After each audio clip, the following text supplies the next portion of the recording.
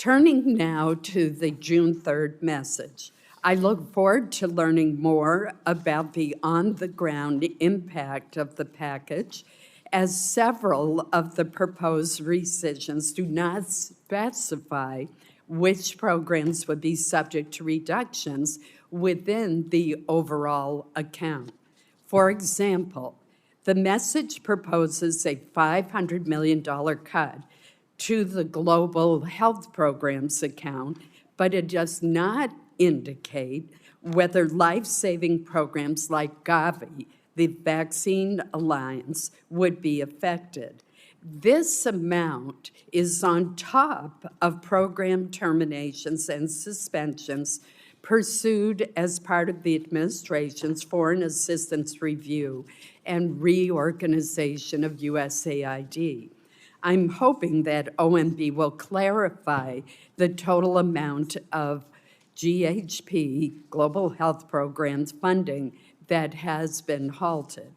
Similarly, the message does not indicate whether aid to key allies like Jordan and Egypt would be reduced as part of the $1.65 billion proposed rescission from the Economic Support Fund. The majority of the proposed rescissions to foreign assistance are from fiscal year 2025 funds. The proposed rescissions for the Corporation for Public Broadcasting are from advance appropriations provided for fiscal years 2026 and 2027. What this means is that this rescissions package, for the most part, has nothing to do with the lengthy list of questionable activities identified by the administration that were paid for with prior year funds. I certainly agree that the taxpayers of the United States should not be paying for things like promoting vegan food in Zambia. However, these and other controversial and questionable projects were the product of the misguided priorities of the Biden administration.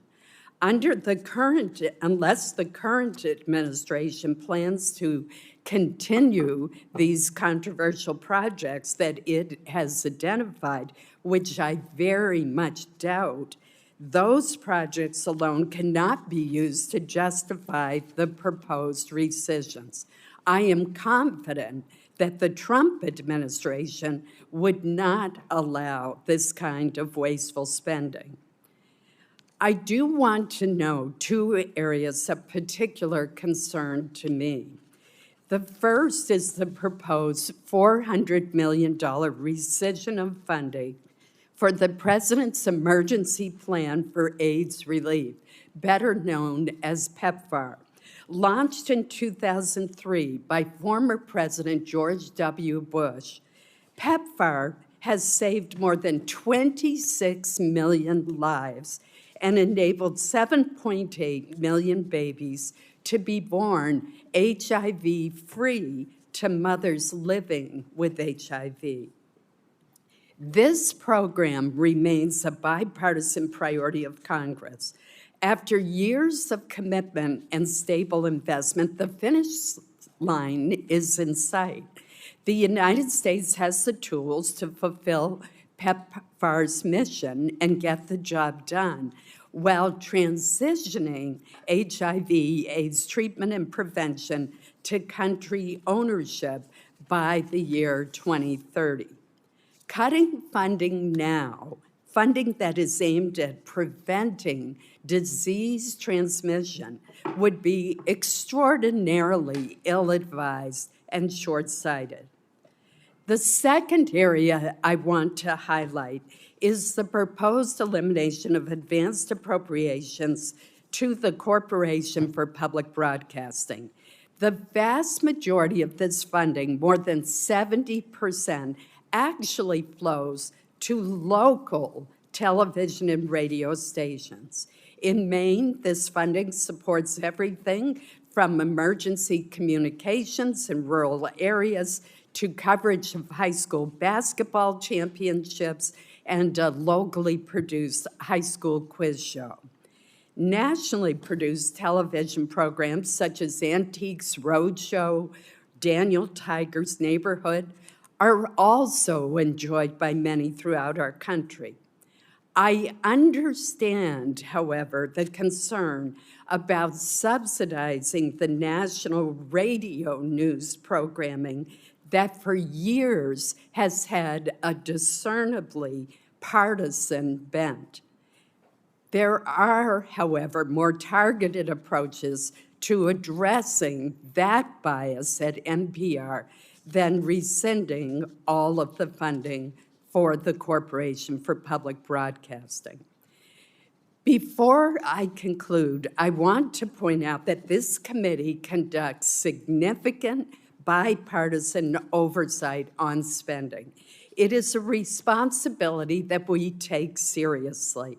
Part of being responsible stewards of taxpayer dollars means having the information that we need to make spending decisions.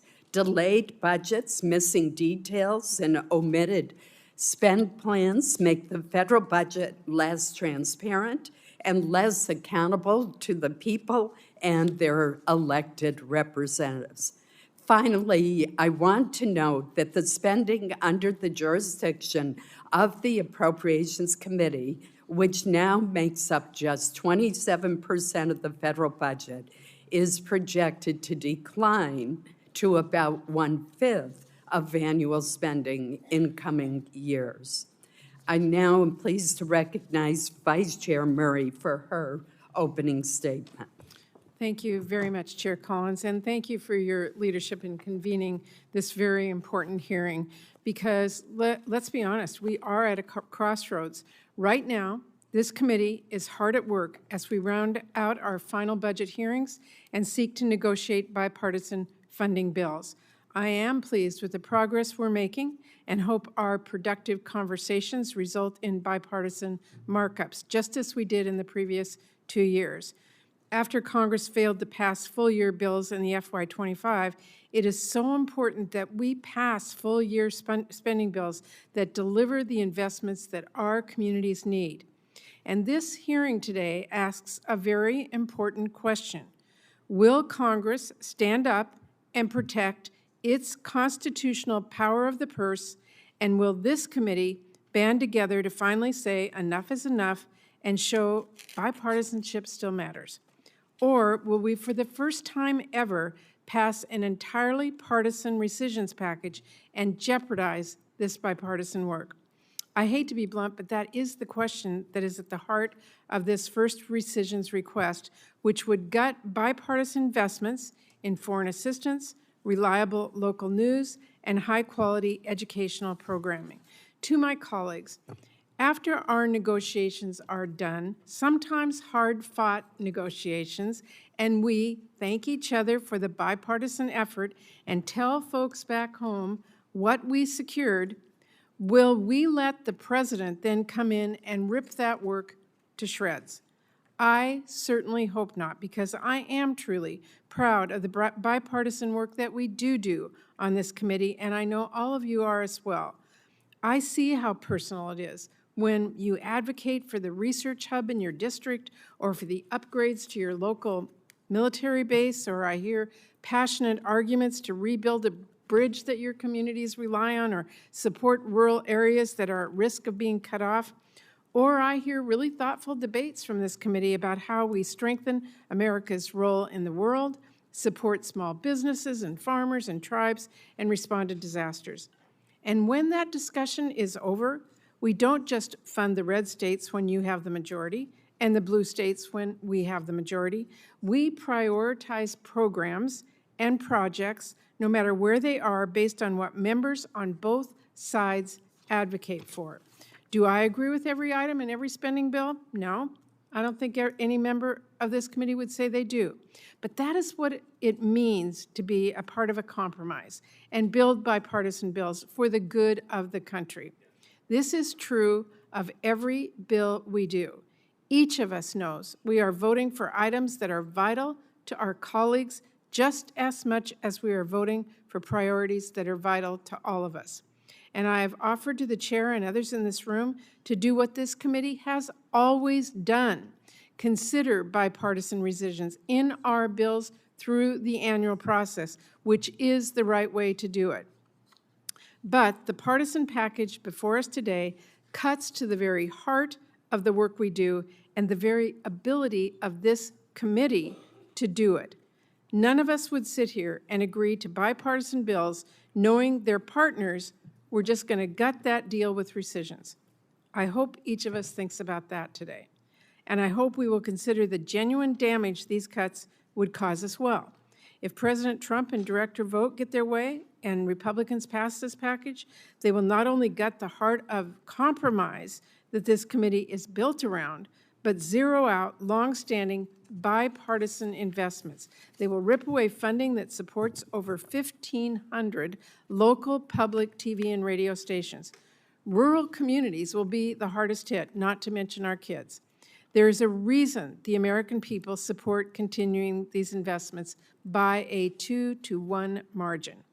Local news gives people information relevant to their daily lives, what community events are coming up, how the school board is preparing for the next year, weather and market reports for our farmers, not to mention the emergency alerts when a disaster strikes. When Hurricane Helene battered North Carolina, the local public radio station was the only source of information about the latest developments for many people. Talk to any parent. They will warn you. If Republicans cuts end up canceling free, high-quality programming that is thoughtfully developed to get our kids thinking and to grow their curiosity, there is an alarming amount of low-quality junk to fill that void. Content that is instead carefully engineered to keep kids watching and shorten their attention spans. Trump also wants Congress to surrender America's leadership on the world stage with drastic cuts to long-standing bipartisan foreign policy investments this committee has made. Global health programs that protect Americans by stopping infectious diseases before they ever reach our shores. UN treaty obligations that don't just affect America's credibility and leadership, but also counter the Chinese government as it works to increase investments and influence. And investing in humanitarian aid and economic development pays off for our nation by promoting stability and democracy and strengthening key relationships and a lot more. We can debate the scale of our efforts, but stripping this funding out months after enacting it doesn't serve our interests, especially when Director Vought won't specify which bipartisan priorities will be cut. Perhaps the only silver lining of this package is the fact that the administration even bothered to send it and acknowledge our laws and the authority of Congress instead of flagrantly breaking the law, something it has done relentlessly under the directorship of Director Vought. But let's not kid ourselves. This vote does not represent a path back to lawful behavior when Director Vought continues to, as he says, keep all options on the table when it comes to ignoring the law. Every single one of us should be deeply alarmed by the lawless course the administration is charting here, illegally impounding hundreds of billions of dollars, ignoring provisions of our appropriations law, including pulling down the website detailing how they spend taxpayer dollars in direct defiance of the law that requires that, cherry-picking what emergency funding would be spent. And let's not forget, we have yet to get a detailed agency spend plans for this fiscal year showing how taxpayer dollars are being spent. Even now, Director Vought is advocating to cut Congress out entirely through the absurdly lawless idea of a pocket rescission. Given that track record, there is no doubt, but no benefit of the doubt the Trump administration gets for coming here. And there is no fixing this package that is a direct threat to continuing our long track record of bipartisan work and holding bipartisan markups this summer. To my colleagues, if we do not reject this rescissions package outright and seriously defend the authority of Congress and work of this committee, we will find very quickly our bills become a lot less important. And our time is consumed by more and more rescission packages to undo the work that we just wrapped up. I really worry in a time when we should be coming together to ensure the safety, economic growth, and security of this country. Instead, we will race forward with rescission package after rescission package. It will be PBS and PEPFAR that get chopped this time, maybe family planning, investments in public education, public schools next. But, you know, I think we are all proud to be on this committee, on this Appropriations Committee. This is a powerful role where we can do a lot of good for our communities, but it is not powerful just because. That power comes from our ability to work together to write bills that actually become law, and our willingness to assert our authority so those bills are enacted as intended. If we choose to ignore that, if we fail to defend that, this committee can and will lose its power, and we are getting perilously close to that line. When I first came to Congress, when I first sought and asked to join this committee for all the reasons all of you joined this committee, one of the hot button issues at that time was the line item veto. President Clinton was seeking to have it, and Chairman Byrd and this committee were organizing against it together. I was asked, should a Democratic Senate help a Democratic president rip up the bills it worked to pass? And I said no. That is not how this should work. I wanted to be on this committee to help my state, my constituents, not to weaken or surrender those responsibilities to any president. I hope my colleagues understand that is as true for me today as it was then. And if my colleagues agree, which I believe many do, then the course we need to take is clear. We have to reject this package outright and then focus squarely on the job in front of us, writing bipartisan bills for FY26. In the regular course of writing our bills, we can and we will consider whether there are targeted rescissions we can agree on, just as we always do. But we must have that conversation together. If our funding bills must be bipartisan, then our funding cuts have to be as well.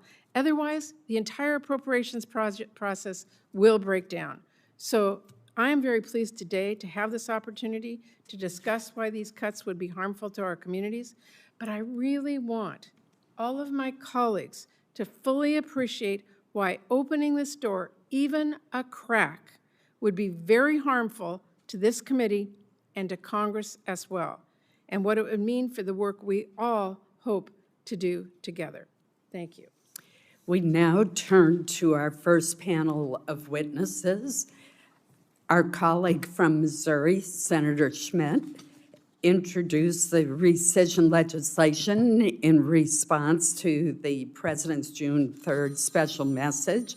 We're very happy to have you with us today, and please proceed with your testimony. Thank you, Senator. Thank you, Chair Collins, Vice Chair Murray, friends and colleagues on the Appropriations Committee. Thank you for the opportunity to speak to you today about this administration's rescissions request. I'm pleased to join Director Vought to discuss why the Senate should urgently consider this $9.4 billion package. In early June, the President transmitted a special message triggering a 45-day review by Congress of specific appropriations made in fiscal year 2025. President Trump tasked Director Vought and his team to begin to thorough scrub of federal programs to ensure they align with the clear mandate to limit waste, fraud, and abuse. That mandate, received by all of us from voters in November of 2024, was to shrink government, to shrink Washington. And part of that means asking tough questions regarding the perceived partisan leanings of government entities that should otherwise be apolitical. These questions should be followed up with action, which is why taxpayer-funded entities such as NPR and PBS should be scrutinized. While the Corporation for Public Broadcasting is legally mandated to be non-political in nature and not, quote, contribute to or otherwise support any political party, end quote, the data shows something entirely different. Research shows that congressional Republicans faced 85% negative coverage compared to 54% positive coverage of congressional Democrats on PBS's flagship news program. And of course, there's NPR, a left-leaning news source that refused to cover the Hunter Biden laptop cover-up, simply stating that they, quote, don't want to waste our time on stories that are not really stories, and do not want to waste the listeners' and readers' time on stories that are just distractions, end quote. It is worth noting that Congress isn't the only payer for entities under the Corporation for Public Broadcasting umbrella. Most are largely funded and sustained by hundreds of millions of private dollars through donors, corporate sponsors, foundations, and state and local governments. Furthermore, and for those who've expressed concern, by moving forward with this rescission, the Corporation for Public Broadcasting accounts would be not touched as the chair mentioned, for fiscal year 2025. In fact, for the last 50 years, Congress has provided 2-year advanced appropriations to the Corporation for Public Broadcasting to help facilitate long-term programming decisions for stations. The rescissions we're discussing for the Corporation for Public Broadcasting are not for FY25. For Corporation for Public Broadcasting, this would reduce funding for FY26 and FY27. Entities who receive funding under the Corporation for Public Broadcasting have time to readjust their budgets and plan accordingly. For foreign aid, the President's rescission package leaves intact a significant amount of funding for PEPFAR, something I'm aware that many members on this committee care deeply about. We can and should have a broader debate about our role, but for the purposes of this rescission package, these cuts are surgical and specifically preserve life-saving assistance. In fact, this program will continue to allow PEPFAR to carry out its long-established mission to provide life-saving services. What this package does cut is numerous instances of egregious examples of blatant government waste and abuse, just to name a few. $35 million to address vasectomy messaging frameworks and gender dynamics in Ethiopia. $3 million for Iraqi Sesame Street. $500,000 for electric buses in Rwanda. $800,000 for transgender people, sex workers, and their clients in sexual networks in Nepal. $4.4 million funding to recruit gender and inclusive development experts. $2.5 million for teaching young children how to make environmentally friendly reproductive health decisions. $4 million for sedentary migrants in Colombia, just to name a few. This committee, and I think this is a very important point, this committee did not line item these programs. An appropriation was sent to the State Department, and some bureaucrat violated the trust of the American people with these outrageous programs, and dare I say with this committee. Why are we investing millions of dollars in something as wasteful as recruiting gender and inclusive development experts, or $800,000 for prostitution rings in Nepal? Turning over rocks and seeing what's underneath them is exactly what Congress should be doing. Just in the last 10 years, we've seen a 40% increase in state and foreign operations funding. With such a large influx of spending, it can be easy for executive branch Democrats to get comfortable and insert U.S. tax dollars in places far beyond the scope of congressional intent. Reining in power that the administrative state has seized is critical as we stare down a $37 trillion debt, and is critical in restoring trust in government. Just like hardworking Americans across this country make difficult decisions to balance their budgets and cut unnecessary costs, so too must their government. We owe it to the people we serve to be responsible stewards of their hard-earned tax dollars. That's why I support this rescissions package and request from President Trump. Just as Ronald Reagan once famously quipped, "No government ever voluntarily reduces itself in size." I'm proud to work with this administration, who's taking a tough look at itself and is willing to come to Congress and make reforms. As I sit before this committee, I look forward to working with all of you to examine every dollar we spend, cut what we don't need, and invest where it matters most. Because restoring fiscal responsibility isn't just good policy, it's a commitment to the future of this country. Thank you, Madam Chair, and I appreciate the opportunity to engage with this committee on this important legislation. Thank you. Thank you very much for your presentation. Senator Schatz, thank you for being here also. Thank you, Chair Collins, Vice Chair Murray, members of the committee. This is the first time I've been on this side of the dais. I have to say the altitude difference is affecting me a little bit. It really is an honor to be here to argue against this rescissions package on behalf of all of you, as appropriators. And now I want to be abundantly clear. I like Eric Schmidt a lot, but this is a very important point, and it's actually fatal to the rescissions package. Every single program that Senator Schmidt just mentioned has already been canceled. Every single program, and there's a longer list that was on a Fox News Chiron, and Senator Graham and I have kind of gone over all of this. There are a bunch of different examples of terrible sounding things. They are all done, and they all belong in the previous federal fiscal year. So now that it's Marco Rubio's State Department, and Marco Rubio's USAID agency, and now that it is Donald Trump's White House, none of these things are happening. This is a rescission of Trump's CR in the current federal fiscal year.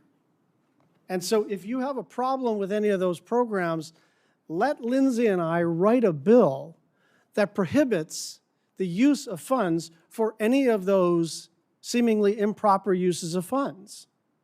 That's the way to do this. Colleagues are being asked on this committee to cut programs that I know each one of you have personally prioritized, because we get the letters. Whether you're chair or the ranker of a subcommittee, you get a letter from your colleagues saying, could you please prioritize XYZ program? And many of the programs that I'm talking about right now, in the same time period, we are receiving letters, please save this, please save that, please plus up that. That's what we're cutting right now in this rescissions package.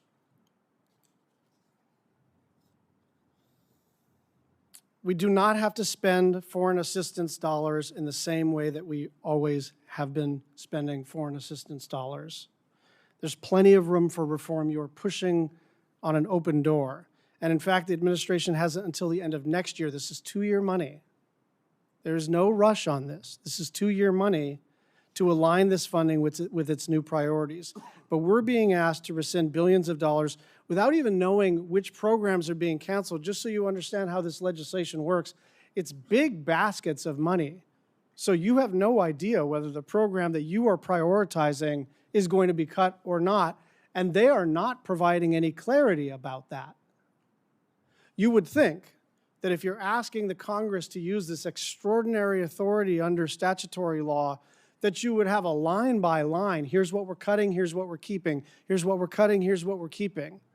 The answer that we are going to receive is, let me take that under advisement and get back to you, or I don't know, that's none of your business, or I'm not sure what it is. There is no reason not to have specificity other than the math doesn't add up. The things that you care about are being cut in here, and they don't want to specify it. And that brings me to what is definitely in this package. $900 million in cuts from global health programs, including PEPFAR and efforts to combat diseases like malaria, TB, and polio. $1.3 billion in cuts to humanitarian assistance, which save lives, provide food and shelter and water, and support victims of sexual assault. And $4.6 billion in cuts to economic development assistance to key partners, whether it's Jordan with increasing regional tension, the Philippines as it counters Chinese aggression, the Burmese opposition, or Ukraine. And gone is $1 billion in support for organizations like UNICEF. Everybody that was opposed to those things that were on that Fox Chiron, everybody that found some of the things that Senator Schmidt talked about as objectionable, also hastened to say, I don't want to cut UNICEF, I don't want to cut PEPFAR, I don't want to cut the World Food Program. Guess what is in this rescissions package? All of those things are being cut, and none of the things that you object to. They've already been eliminated. This is not just a question of policy. This is also a question of what this committee is even for. Being a Senate appropriator is an honor. It means something. It means that the executive branch proposes and the legislative branch disposes. It means that we, as the Article I branch, hold the purse strings that is subject to cloture. So what's at stake here is more than the particular provisions of the rescissions package. It is whether we're going to willingly set up a situation where bipartisan negotiations are ripped up whenever there is a trifecta. If that's what you want, I think you should vote yes. But if you want to preserve your prerogative for yourself, for your home state, and for this institution, then this is not a particularly close call. Why be an appropriator and just turn around and surrender your authority? Because it is SFOPs today, but it's going to be THUD, it's going to be AG, it's going to be Labor H, it's going to be Milcon VA, it's going to be CJS tomorrow. So I encourage all of my colleagues on a bipartisan basis to think hard about the precedent that we would be setting if we voted yes on this package. Thank you very much. Thank you for your testimony, Senator Schatz.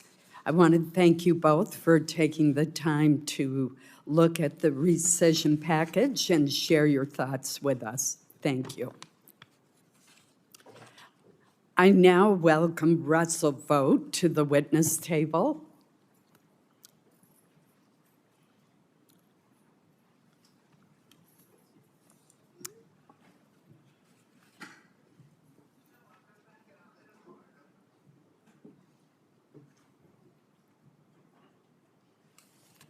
Somewhere.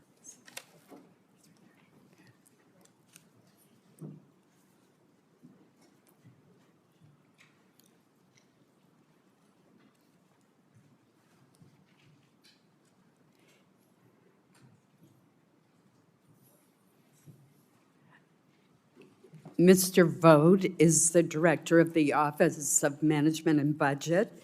Director Vought previously served in the same position during the first Trump administration. Director Vought, you're welcome to make an opening statement at this time. Thank you, Chair Collins. Chair Collins, Vice Chair Murray, thank you for having me here today.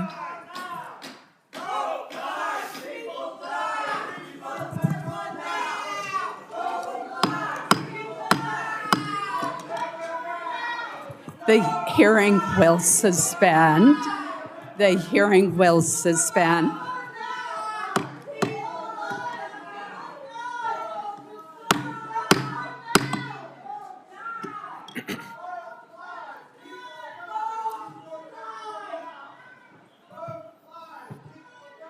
I recognize that people feel passionately, but we must have order in the hearing room so that we can proceed. And if anyone else is thinking of trying to disrupt this hearing, you will be removed from the hearing room by the Capitol Police if you choose to do so. I think it's important that we allow the American people to hear from our witnesses and their senators. And I appreciate the Capitol Police for their calm and professional manner. If we could shut the door, please.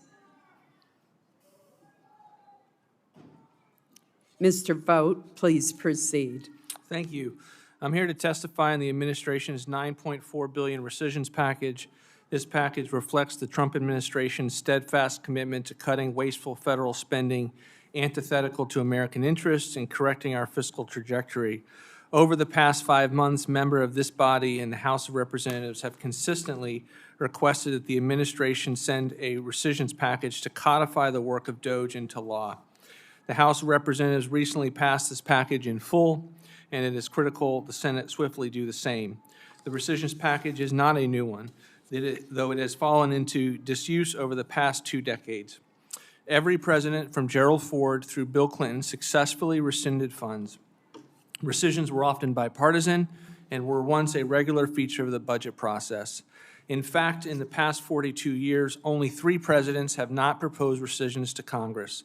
Today, I sit before you as the first White House official to testify on a rescissions package in decades, if not ever, to explain the proposal and demonstrate the administration's commitment to reining in federal spending. The package the Senate will soon consider was carefully crafted with input from Congress to cut funding the American people find wholly objectionable. The proposal would rescind $1.1 billion in funding to the Corporation for Public Broadcasting, which has funded a politically biased public media system that has promoted radical and divisive ideologies at the American taxpayers' expense. Republicans have campaigned on cutting funding for NPR and PBS for decades, and with good reason. Many members of this body have made the case eloquently, and the leadership of NPR's own actions and testimony have left no doubt as to their agenda. There is no longer any excuse for tax dollars to subsidize these radical far-left networks. If you would like to donate to them on your own, you are more than welcome to do so as a taxpayer, but taxpayers should no longer be forced to foot the bill. The proposal would also rescind $8.3 billion in funding for the State Department, USAID, and other foreign aid that has been used to advance left-wing causes abroad to the detriment of the recipient nations and our own.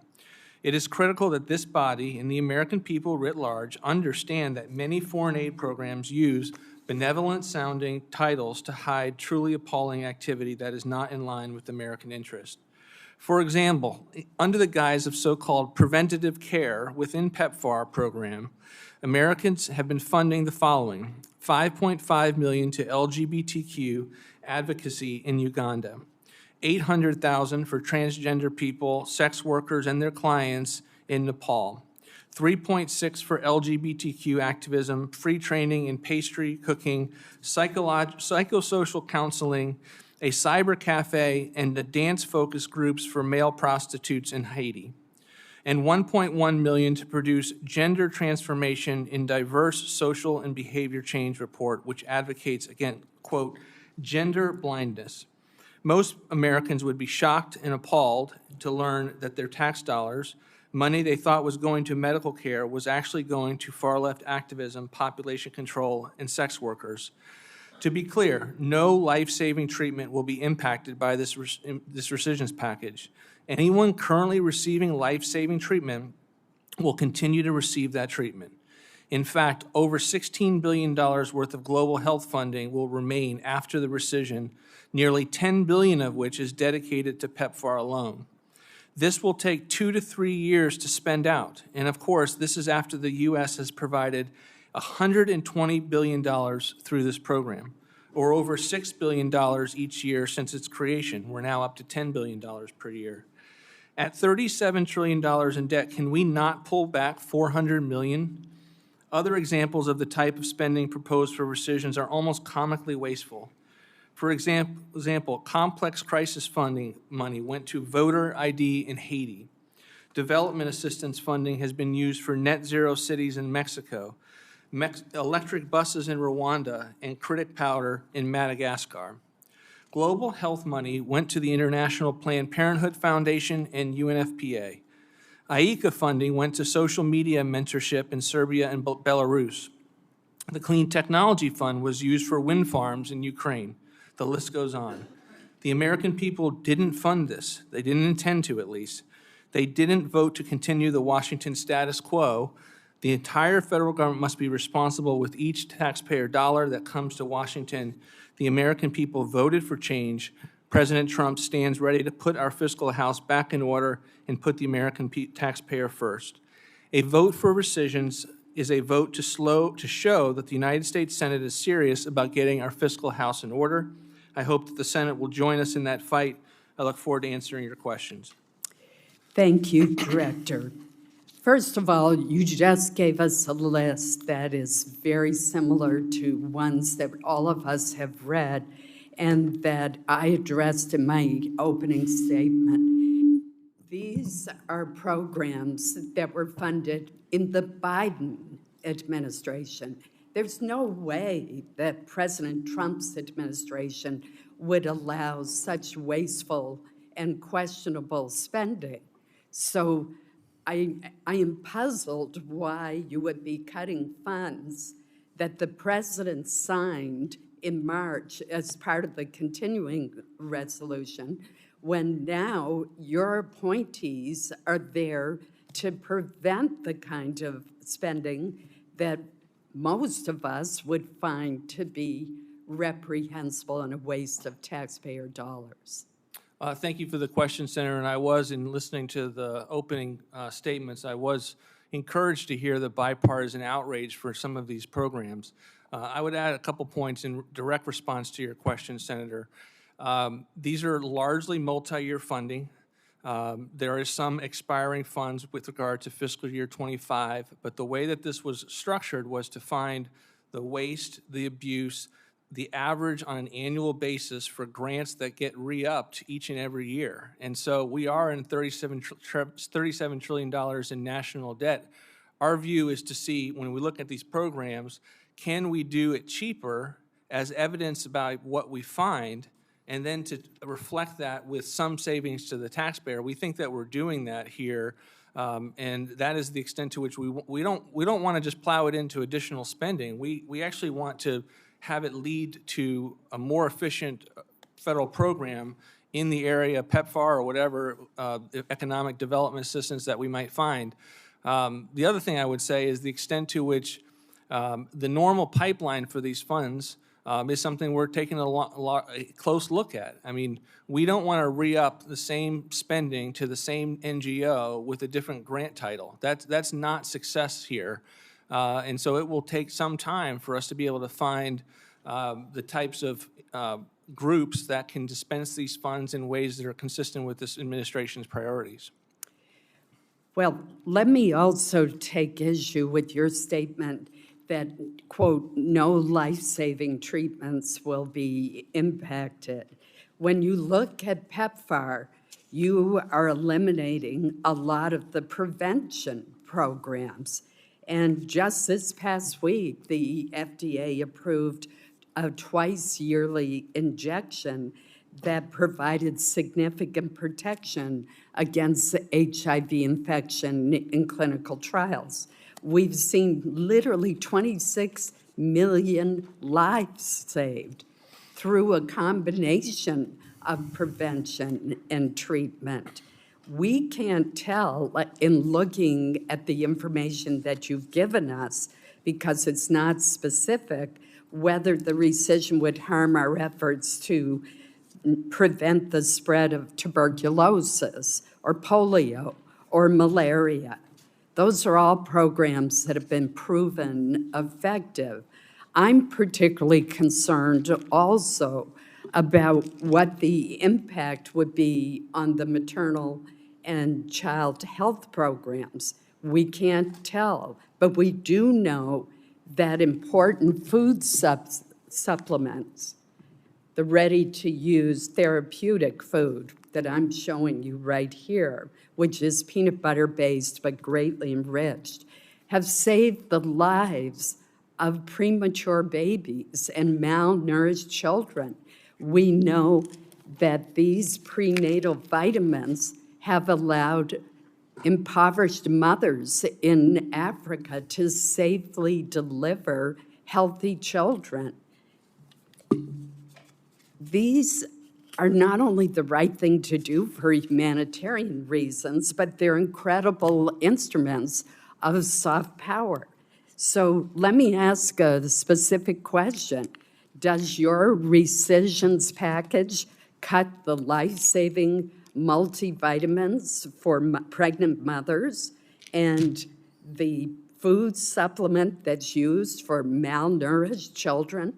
No, we apportion that funding consistent with this administration's priorities, and that funding is flowing. What we are getting at is preventative, and I do put it in air quotes. I'm not saying there's not good preventative care, and the example that you gave with regard to drugs that are being approved just this week in FDA are in another category of drugs that will largely be protected, certainly will under this rescissions bill. And again, there's $10 billion left for PEPFAR, even if this rescissions bill were to pass.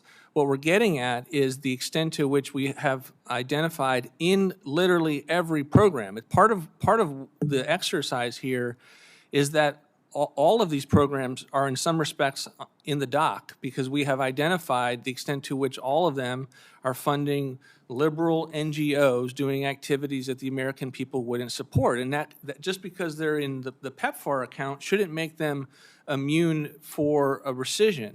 And so when we look at preventative and we're saying in $9.3 million to advise Russian doctors on how to perform abortions and gender analysis, $4.4 in funding to recruit gender and inclusive development experts, $45 million to International Planned Parenthood Federation. This isn't the American people. If we went to a diner and we said, "What is preventative care?" and we included all manner of doctors in that diner conversation, and said, "What's the kind of preventative care that you would support and you think would make sense?" My guesses would be in the area of the drugs that you mentioned. My guess it would also not include this kind of waste and abuse. This is actual savings to the taxpayer that we could recoup, and at the end of this rescissions package, still have $38 billion in unobligated balances, $10 billion in unobligated balances for PEPFAR. But Director, those kinds of wasteful expenditures are not going to occur in this administration. That's my whole point. And I know for a fact that both of these products, which are made entirely in America, are being held up. This peanut butter-based supplement is in a warehouse, and there's worried by the private foundations that are contributing to the undertaking of this program that they're going to expire because they can't get the federal funding to distribute them. Senator, the funds were apportioned. We're happy to look into. There has been a lot of news out there with regard to what is occurring. I just read this morning with regard to one of the drugs that you just mentioned. And again, we have it protected with regard to this rescissions package. And so I understand we haven't been in the business of doing rescissions packages for quite some time. We're getting those muscle memories going again. But we can work with Congress to make sure these types of things are protected on an ongoing basis. But I do believe it's important to have a reflection on the fact that if you find savings, and you know that generally occurs on an annual grant by grant process annually, can you rescind that money in such a way that we actually get something for it? And I am worried, Senator, about the extent to which if we just have the same amount of money that's there annually, and you just say it's got to go, that you are putting massive pressure on the bureaucracy to get it out the door to the same NGOs that we are now here to deal with the extent to which they have been wasting the American people's hard-earned tax dollars. And I am concerned about that. Senator Murray. If you don't mind, just one point of clarification. The stuff you read, did that come from PEPFAR? Yes. Okay. Thank you. When I cut a deal with Chair Collins or Senator Graham or any of my Republican colleagues, there may be parts of it I do not like or they do not like, but we know what we agreed to and passed into law is something we can count on. And that is absolutely essential to getting the 60 votes to make this appropriations process work. But what we are here today talking about is one party rescinding funding provided with 60 votes with just a simple majority. And if that becomes the new normal for how this body operates, that is going to make our appropriations bills extremely hard to negotiate. So as we consider this package, this committee deserves to understand the whole picture of this administration's plans before making a decision on this request. So if this package passes, do you intend to send more rescission requests to Congress? Senator, that's up to the president. It's certainly an option. It's an option that I've stated publicly that we will strongly consider, but that's up to the president. And it's, we will take that on a week-by-week basis. But there is more, honestly, than $9.4 billion that we've identified. There's $163 billion in fiscal year 26 that we have identified for less spending than So these prior were bills budgets. that this committee approved on a bipartisan basis. How many packages are you talking about, and what are they? Again, we have no decisions on those have been made, but we do want to see how successful this effort is. When I went through the confirmation process, you specifically were reminding me of the Impoundment Control Act's process to be here and to bring forth rescissions if we find waste, fraud, and abuse, and to give Congress an opportunity to vote on those. And that's what we're here to do. And, Well, and again, I think you're also making a point about process. From Gerald Ford to Bill Clinton, it was totally normal for the appropriations process Correct, to and I consider will just rescissions. remind all of us that the Appropriations Committee worked on those in a bipartisan way. They were not partisan packages that were sent up. So what I'm hearing you answer me is that there will be more. You don't know how many more, but there will be more. So this committee and this Congress could spend a lot of time going forward on requests for cuts if this package passes. Director Vought, when asked about this request, you have said that no matter how Congress acts on this request, impoundment is still, quote, on the table. And in an acknowledgement of how unpopular your cuts to bipartisan priorities are, you even publicly said you may well try to do an end run around Congress by requesting rescissions in the last 45 days of the fiscal year, and then pretending that even if Congress fails to approve them, you can rescind those funds anyway. So let me tell you, that is not how the law works. The president does not have a line item veto, much less a retroactive line item veto. Your notion of this pocket rescission defies common sense and, by the way, the plain text of the law. Director Vought, will you commit to this committee that you will not attempt to do an end run around Congress with this so-called pocket rescission, something members on both sides of this dais have made clear is outright illegal? Senator, there's a lot of mischaracterizations into my previous comments. I would just say that we believe that we have, under the law, numerous options with regard to how to achieve savings, including rescissions that are timed at the end of the fiscal year. General Accounting Office has articulated that earlier in the life of the This should Impoundment be a Control Act. yes or no, and what I hear you is all kinds of word salad to make sure that you are letting us know that you intend to do things that are outside the intent of the law. And it has also been reported that you are considering sending Congress a massive deferral package under the ICA in an attempt to run out the clock and avoid legal scrutiny of this administration's illegal freeze before ultimately impounding the funds at the end of the fiscal year. Can you commit to this committee that there will be no deferral package? We certainly are aware of the deferral provisions in the Impoundment Control Act. There are specific statutory requirements there that if we are in a situation where funds may meet those definitions, they are certainly on the table. But again, we have made no decisions. The president has not made any decisions with regard to those different tools that exist. And so I'm here to talk about one package. There's been one decision on one package, $9.4 billion. Director Vought, I just want to be clear to all of us about what's going on here.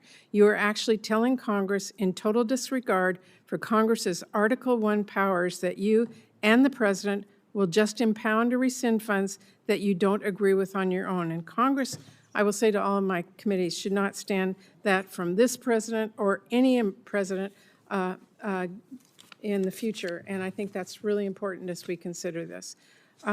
Quickly, Director Vought, to justify the $8.3 billion you propose in foreign assistance, you've argued that these funds were used by the Biden administration for woke programs or things not aligned to Trump priorities.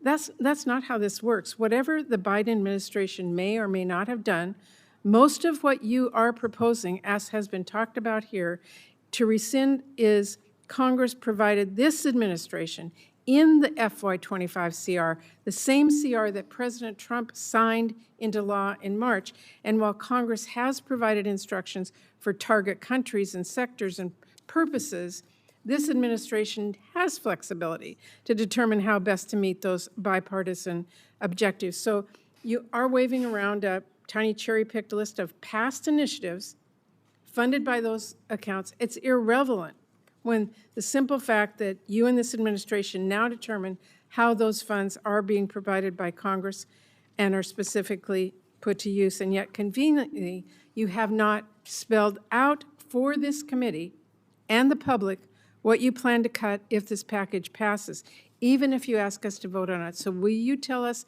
specifically, and I'm asking you two questions, tell us specifically which global health programs, malaria, TB, polio, funding for Gavi, are you going to cut? Again, we have two main reductions in global health. Can you tell us specifically We have on any of those $500 today? million for family planning and $400 million to PEPFAR. But you're not going to tell us which programs. Okay. Will you tell us specifically where the Philippines, Pacific Islands, Jordan, you're planning to undermine American interests? Of course not. We've been very clear in all of the administration's priorities that all of our commitments with regard to Jordan and Egypt are maintained. Again, we have My looked at time ways. is out, but I assume you're unwilling to share which humanitarian crisis this administration plans to walk away with, which is what we would be voting on, and that is critical information. Senator, there's no difference between how we've constructed the rescissions based on how you all, when you send the original bills up in terms of the allotment account. And I just would like to say this because it's my first time with the Appropriations Committee. I don't think there's a more important principle than the notion of the congressional appropriations power in ensuring that federal agencies cannot spend without an appropriation from Congress. I think that is paramount. It's linked with the Anti-Deficiency Act, which is one of the most important statutes that we are the ones that work on at OMB. And so I think that the extent to which that is understood properly for the record is something that I want to make sure I had an opportunity to say. Thank you. Senator McConnell, and my thanks to Senator Hyde-Smith. Senator McConnell, you're recognized.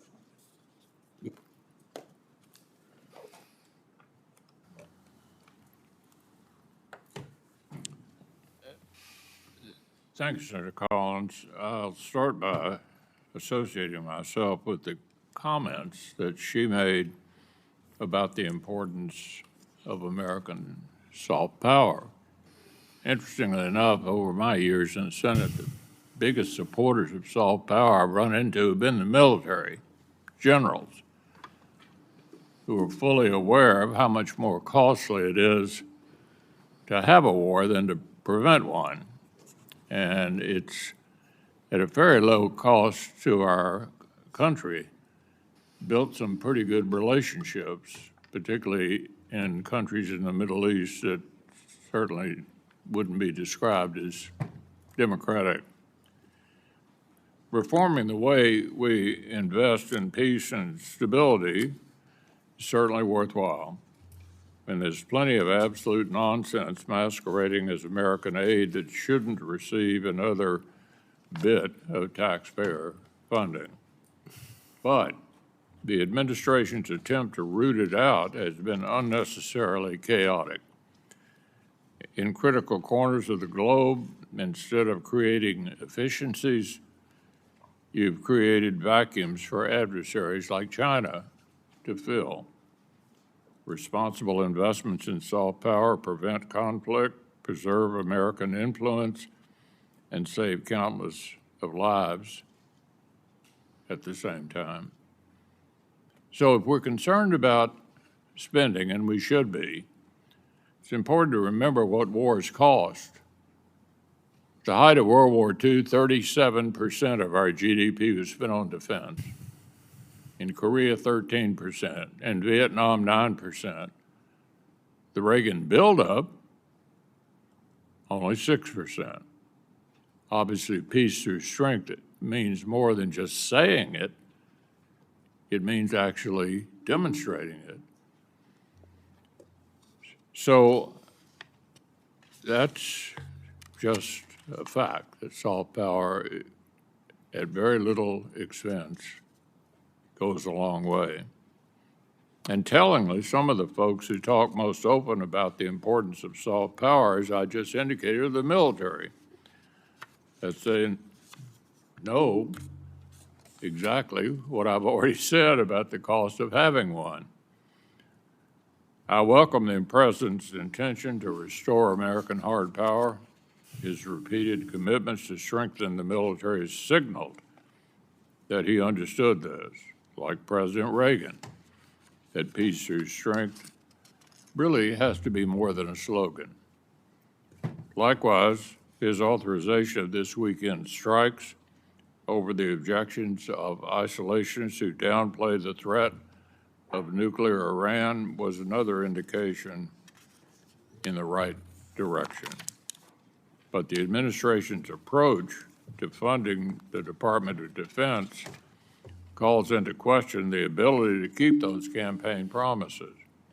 A continuing resolution that forces the department to meet today's requirements with yesterday's dollars, a base budget request that fails to keep pace with inflation, let alone the pacing threat of China, and a reconciliation lump sum crowded with priorities that require stable annual appropriations. Our colleague Chairman Wicker and his House counterpart had hoped that reconciliation would be a one-time injection on top of a growing base budget, not a shell game to avoid making the sort of annual investments we begged your Democratic predecessors to make. I share this concern. We need sustained annual growth to meet the growing threats facing our country. At your confirmation hearing earlier this year, you said we have to use taxpayer dollars wisely. I couldn't agree more. I want to get the most out of every dollar the Department of Defense requires to keep America safe and advance our global interests. By providing for the common defense is our most fundamental obligation. Dividing funding for major existing bipartisan priorities between base budget and reconciliation isn't just counterintuitive, it's actually counterproductive. And asking Congress to fund a budget that defines our strategy rather than using strategy to define the budget is dangerous. So let me understand a few things. Why haven't we received the administration's analysis of the future year impacts of major reconciliation in investments like Golden Dome? How do you propose to pay for them without significant increases in future base budgets? Why has the administration taken programs with broad and long-standing bipartisan support, like the Virginia-class submarines, and put them in a partisan reconciliation bill?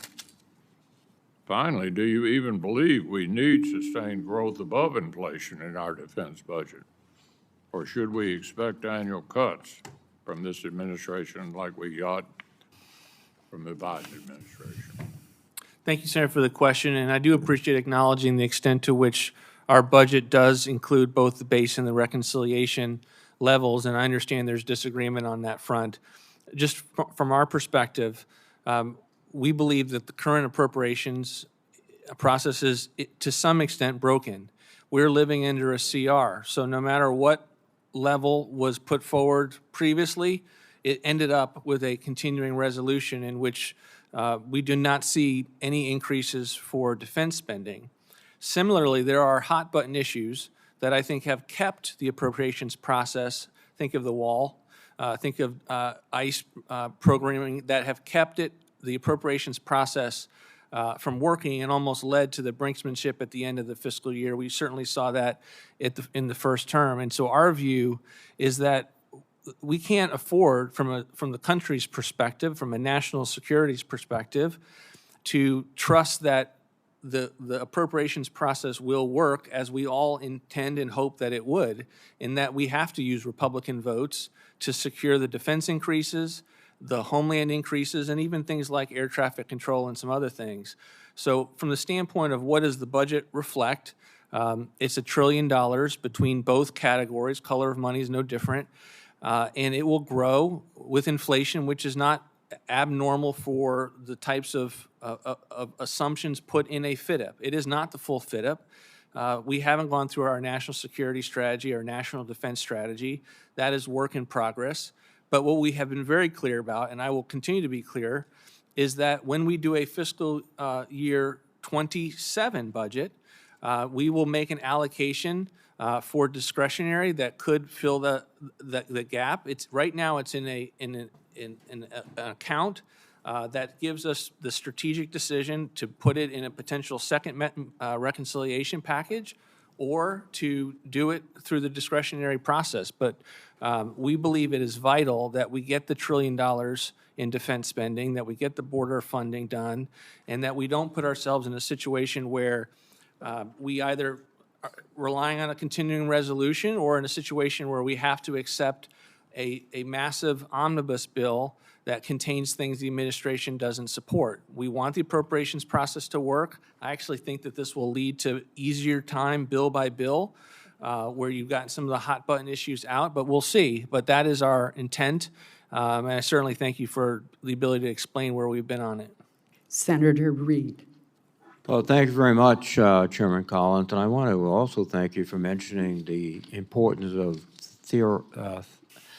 therapeutic foods for children across the globe. We have a production company, Adicia, in Rhode Island, and they have witnessed stop and go, funds cut off, supplies waiting in the air warehouse rather, while children are starving. And that's not something to take pride in, Mr. Vought, but that's been the result of your activities.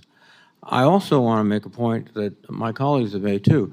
To get our appropriations through, you need 60 votes. You need a bipartisan coalition of people. And if we do that, we can't turn around and then on a partisan basis of 50 votes undercut it, because we have to maintain for our own, I think, congressional integrity and continuity, we have to maintain what we put together in a difficult process. And I think that's a point that Senator Collins and Senator Murray have both made. And then what we see emerging, Mr. Vought, frankly, is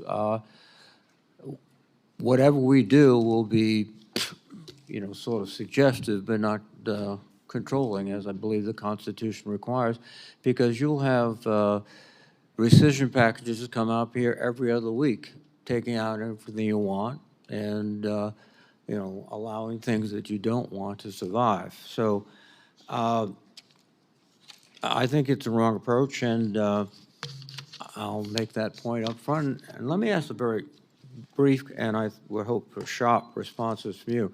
How much are you proposing to cut from the non-defense discretionary budget in FY 2026? $163 billion, 20% reduction, the lowest level since fiscal year 17. And how many federal workers will be eliminated because of those cuts? You don't have a rack up for that. It's an ongoing assessment as we figure out where we are throughout the fiscal year.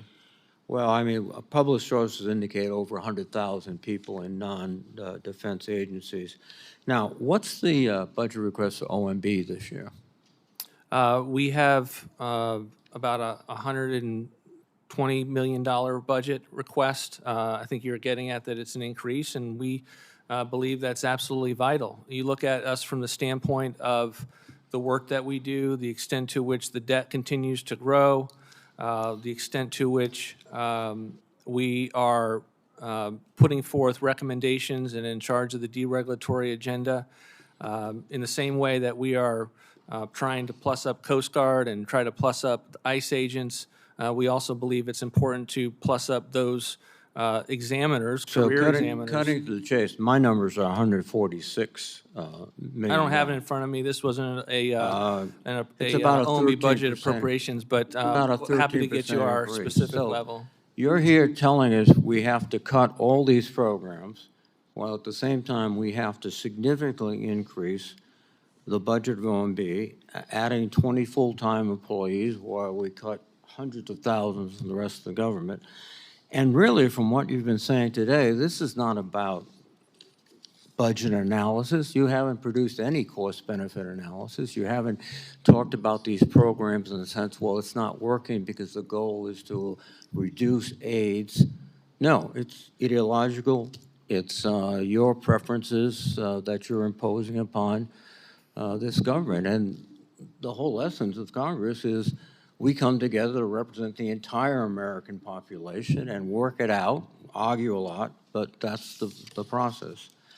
And it's just ironic that you're building a backroom empire in OMB as you decry that constantly in the public sphere. I think it's a Now, let me, yeah, fine. Because time is low. You are running the Consumer Financial Protection Bureau, correct? I am, but I'd like to respond to the last question in the sense that we're talking about 20 career examiners as if that is somehow going to break the bank. And in particular in your area, Senator, we had one resource management organization that covers the entirety of the Department of Defense, the entirety of state and foreign aid, the entirety of the intel community, the entirety of the Department of Veterans Affairs. That type of resource management organization needs more career examiners to be able to continue to do the job that it does. Look at General Accounting Office. I don't think they provide very much value add, to be honest with you. They are massive. They are absolutely massive. We don't want to have anywhere near that level of FTEs, but it's important I for us to be able to suspect if grow. I asked any one of your colleagues if they needed more people to do their job, they'd say the same thing. So it's not particularly compelling. But I want to get at a point, and excuse me. You are running the Consumer Financial Protection Bureau. You have reduced the manpower in the Service Members Affairs Division, correct? I am trying to. I am in You are judicial. trying to. So you're putting more people in OMB, but you're taking away the people who are dedicated, in fact, the only place in the government, to protecting the finances of men and women in uniform in the United States, that everybody rolls the flag up and says they're great, they're great, they're great.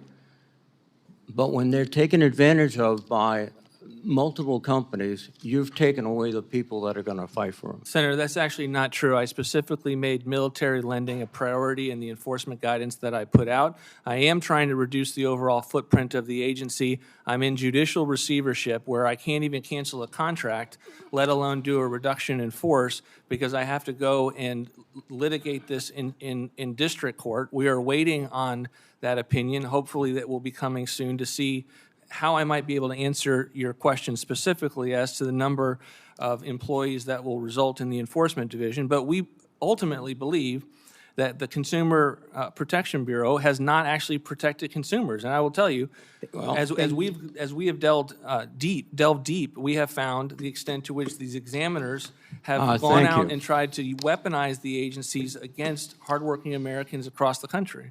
Well, they're trying to protect soldiers, sailors, Marines, airmen, and space guardians. And we protect that enforcement. And you don't care a bit about them. Thank you. Senator Hyde-Smith.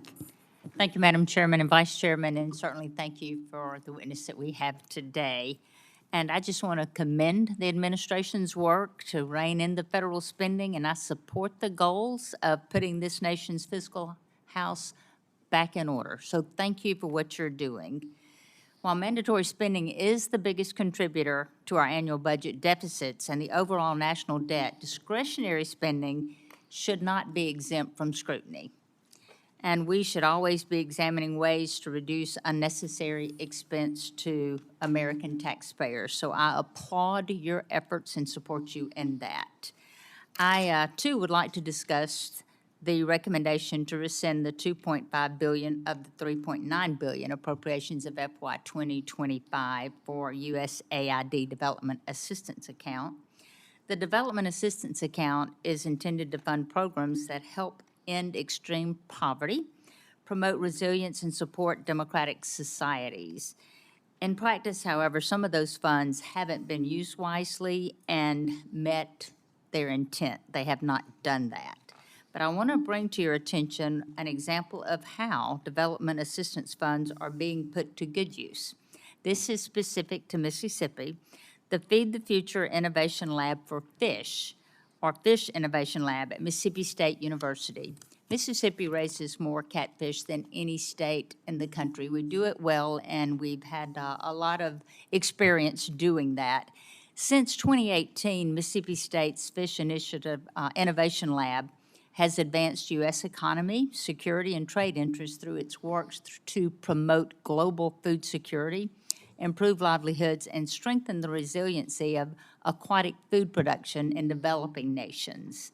The lab's work truly illustrates the proverb, give a man a fish and you feed him for a day, teach a man to fish and you feed him for a lifetime. This is exactly what the MSU Fish Innovation Lab is doing. Rather than giving other countries food, we are teaching them how to feed themselves through modern aquaculture practices. Mr. Director, the Rescissions package states that enacting the proposed USAID Development Assistance rescission would align remaining funds with appropriate priorities.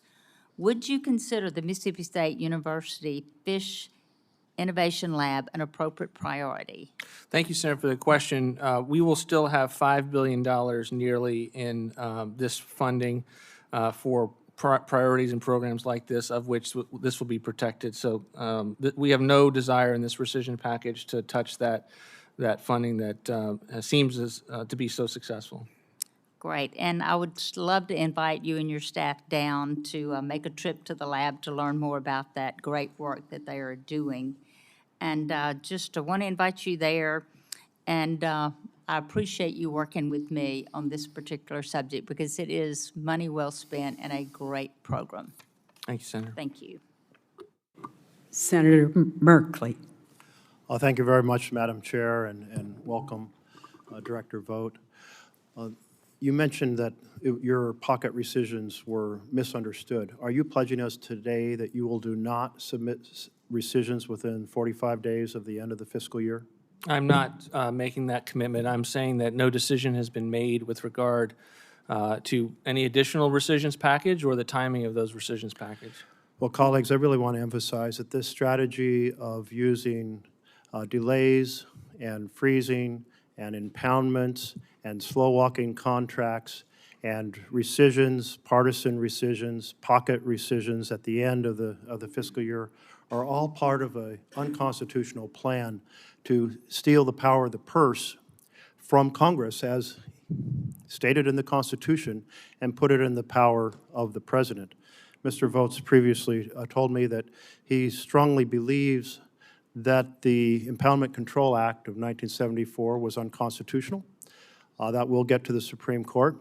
But I want to be clear, the U.S. Supreme Court has already ruled twice on the question of whether or not the power of the purse resides with Congress. And I consider this multifaceted strategy to be a huge attack on our Constitution. And I regret that you've undertaken it, as in you'd made a pledge to the Constitution, an oath to the Constitution, not to the President of the United States. I did find it concerning in your testimony that you note life-saving treatment. No life-saving treatment will be impacted by this package. Do you consider any life-saving treatment to have been halted by the January 25th 90-day freeze on AID? We do not believe that life-saving treatment was halted through the various reviews. Certainly not the direction of policy officials. Throughout the first month, there was malicious compliance at times, and we worked through those as an administration, but this certainly was never intended to be halted. Well, I consider that to be a huge deception that does not do justice to the truth. On January 25th, a 90-day freeze was announced halting PEPFAR. 60% of the PEPFAR staff was fired. Rubio announced that he was ending 5,200 of the 6,200 USAID programs. He then announced that 82% of USAID program was being shut down, and the remaining 18% would be transferred to the State Department. This resulted in a sudden collapse of malnutrition programs, tuberculosis programs, malaria programs, AID and HIV programs, and Boston University has put together a tracker of the impact of this sudden shutdown of these programs around the world. Let's review the child death count from the Boston University School of Public Health tracking of the impact of your shutdowns. 77,000 children have died up to today, their estimate, from pneumonia as a result of the shutdowns. 70,000 children have died from malnutrition. 59,000 have died from diarrhea. 33,000 have died from malaria. 7,000 infants have died from HIV, plus 118,000 adults. We are talking 250,000 children because of your irresponsible shutdown of programs that Congress had fully authorized and you unconstitutionally shut down in partnership with Elon Musk and the Secretary of State. How do you feel about being responsible for hundreds of thousands of children dying because of your sudden interruption in these key programs? I reject the assertion. I'm happy to take a look at the tracker that you describe.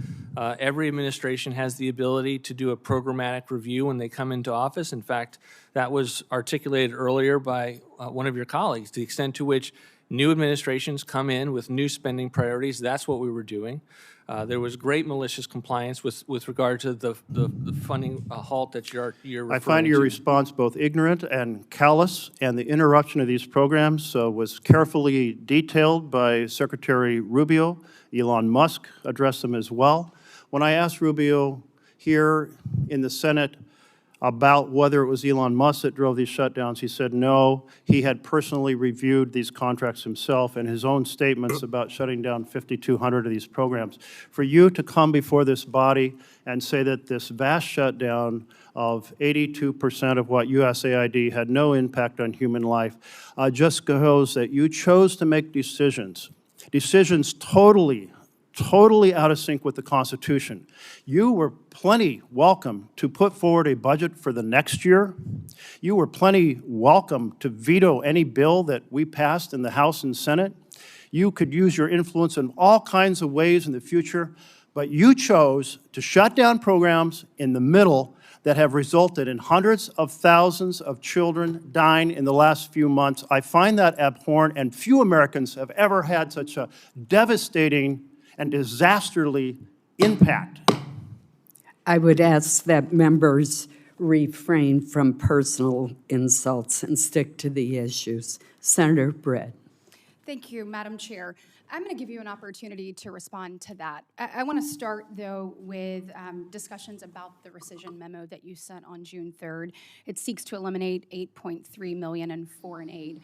Some of the examples that I saw in that were $5.1 million to strengthen the, quote, resiliency of lesbian, gay, bisexual, transgender, intersex, and queer global movements, $833,000 for services for transgender people, sex workers, and their clients for sexual networks in Nepal. I saw $4.6 million for social inclusion, $18 million for improving gender diversity in the Mexican street lighting industry. I could go on and on and on. Look, when Americans work hard and they send their tax dollars here to Washington, D.C., we have a responsibility to use those wisely. It is my belief that Americans have a deep desire to help people all across this globe, help people that are in need. But I don't think anyone expects us to have an ideology that has been driven into these dollars that we are trying to push all across the country, and that is exactly what this is doing. And when we look at this, the dollars that I know Americans care about are feeding hungry children, making sure that we don't have disease spread across the globe. And I have heard you and this administration say that you are committed to that. So I want to give you just a minute to respond to my colleagues' comments and also talk about what programs you're putting in place and how you're ensuring that we can still, as the chair mentioned earlier, know the importance of soft power and know that if there is a void or a vacuum left, it will be filled, but it'll be filled by people that we do not like. And so I think Americans have a deep desire to help, a deep desire to do, but absolutely no one is sending their tax dollars to move forward a liberal ideology across the globe. So can you respond to that? Yes, thank you, Senator. I think it's a great opportunity to just articulate, and also in conjunction with Senator McConnell's question, this is not a fade on soft power. This is a fade on waste, fraud, and abuse, and it's a fade on the extent to which it's not just wasteful. It's not just wasteful to the taxpayer. It's bad foreign policy. When you're going into countries and you are putting forward the types of nonprofits that are destabilizing to those countries and those cultures what is their opinion of the American government? What is their opinion of the American people? So we're in the midst of a foreign assistance review. It's ongoing.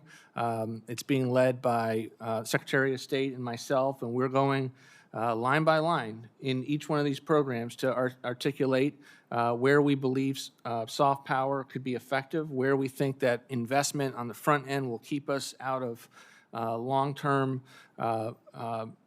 hard power conflicts of that nature, and I think that will be a very revealing review, and we look forward to bringing it up and sharing it at the appropriate time.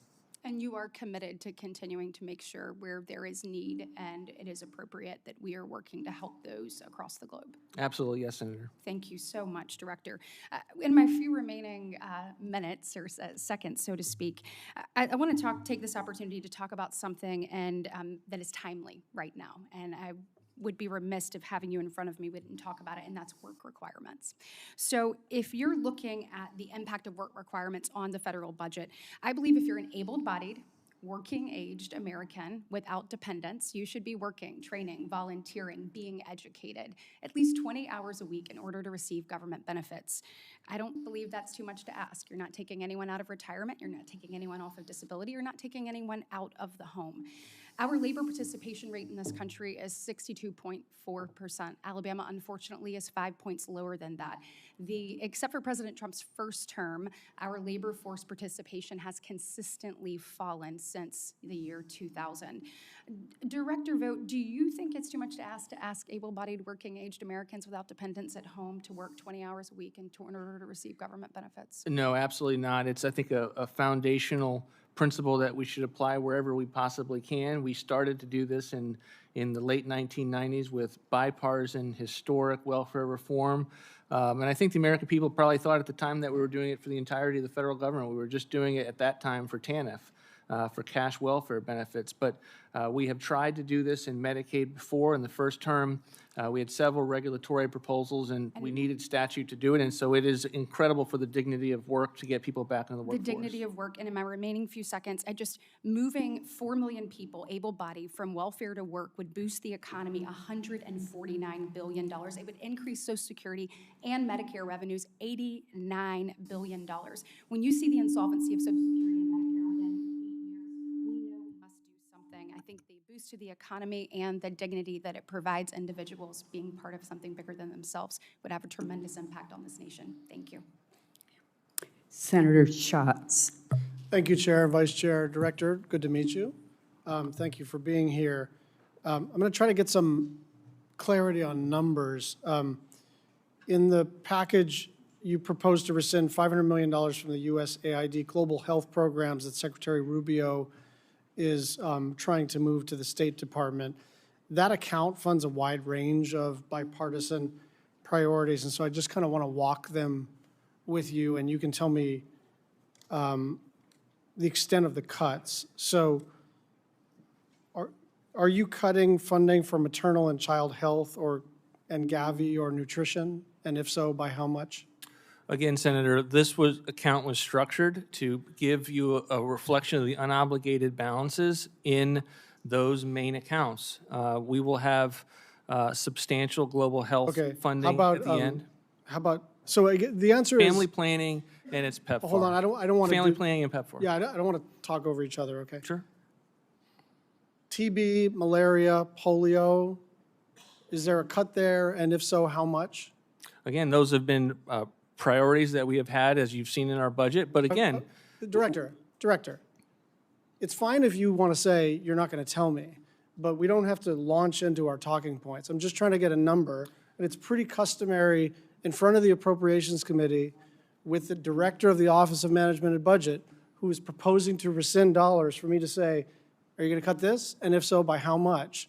And I don't think it's actually a sufficient answer to say, we see unobligated balances and we'll either get back to you or not. So what about family planning? Are you cutting that? yes, How much? $500 million. Okay. Pandemic prevention? Again, there are two accounts for global health, $500 million for family planning and $400 million for PEPFAR. The extent to which you want us to be specific is not a test and a standard in which you hold yourselves up to with regard to appropriations bills. You don't ask us to say, we don't ask the Congress to say we want a rack up of every grant and recipient in every specific line item and program.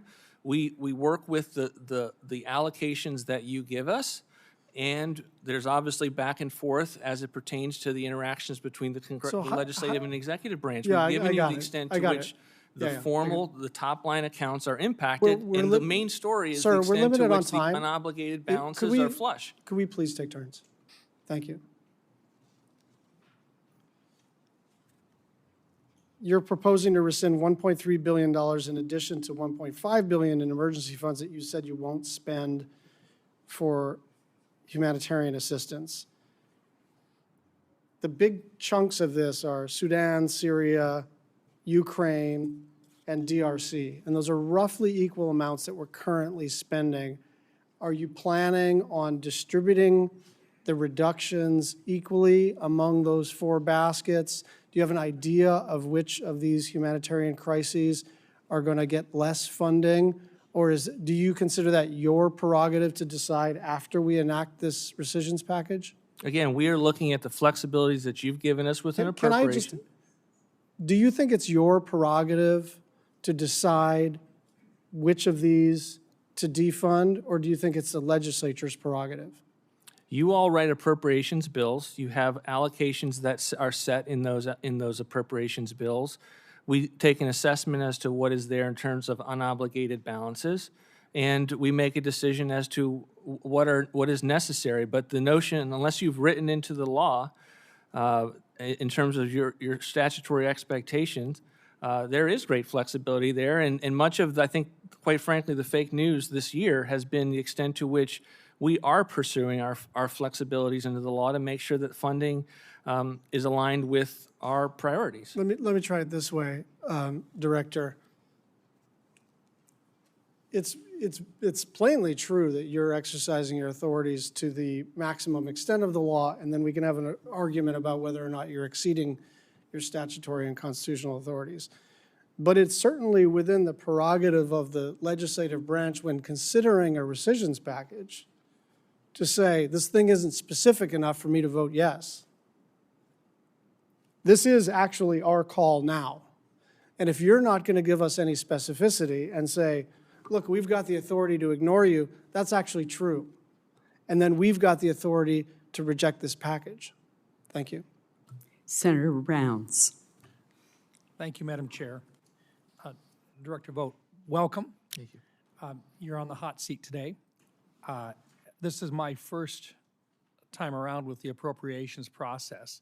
Normally, I'm on one of the authorizing committees, which you then, the first of two in the process, you authorize and then you appropriate.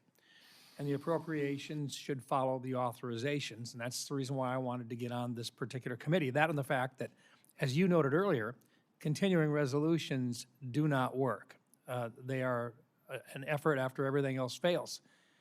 But along with that, and one of the reasons why we're having the discussion today is because coming out of the Senate, it takes 60 votes to get any appropriations process out, which means there's going to be things in this bill that neither I care for, that you wouldn't care for, but that some of my friends on the other side of the aisle do. And it is an agreement that we make. When the president signs that bill into law, it is an acceptance that they acknowledge that there's been a deal made. I also understand that you're doing this legally and correctly in asking us to look at a rescission. So you're doing it exactly the way that you're supposed to be doing this. What I want to know, and what I'd like to talk about a little bit is first of all, I've got two specifics. And then once I'm done with those, I want to talk a little bit about what the philosophy should be for this committee moving forward so that we can have this actually work and we don't end up in another continuing resolution. We actually get an agreement here and members of this committee feel as though their concerns will be met next year. So first of all, we have Native American radio stations in South Dakota. They get their funding through NPR. 90-some% of what they use, they will not continue to exist if we don't find a way to take care of their needs. It's not a large amount of money, but would you be willing to work with us to try to find a way for these places where literally they're not political in nature, These are the folks that put out the emergency notifications. They talk about community events and so forth, but they're in very, very rural areas where there simply isn't any economy to support buying advertising on these stations. Would you work with us to try to find a way in those states that have got these types of radio stations to help them survive? Yes, Senator. I think it's an important aspect of this. Our view is that we've structured this rescission, particularly with Corporation for Public Broadcasting. It's advance appropriation. It's not this current funding, but also to preserve other funds in other agencies that could help with this particular need. Okay, I won't waste any more of your time or the committee's time on that. I'll just simply say I want to meet with you, and let's find a way to make sure these folks can survive. Second of all, on PEPFAR, I do think, as Senator McConnell indicated, soft power is very, very important. I'd much rather find a way to work with a number of our countries throughout Africa in particular that really do want to work with us rather than going directly to China or other entities that are out there looking.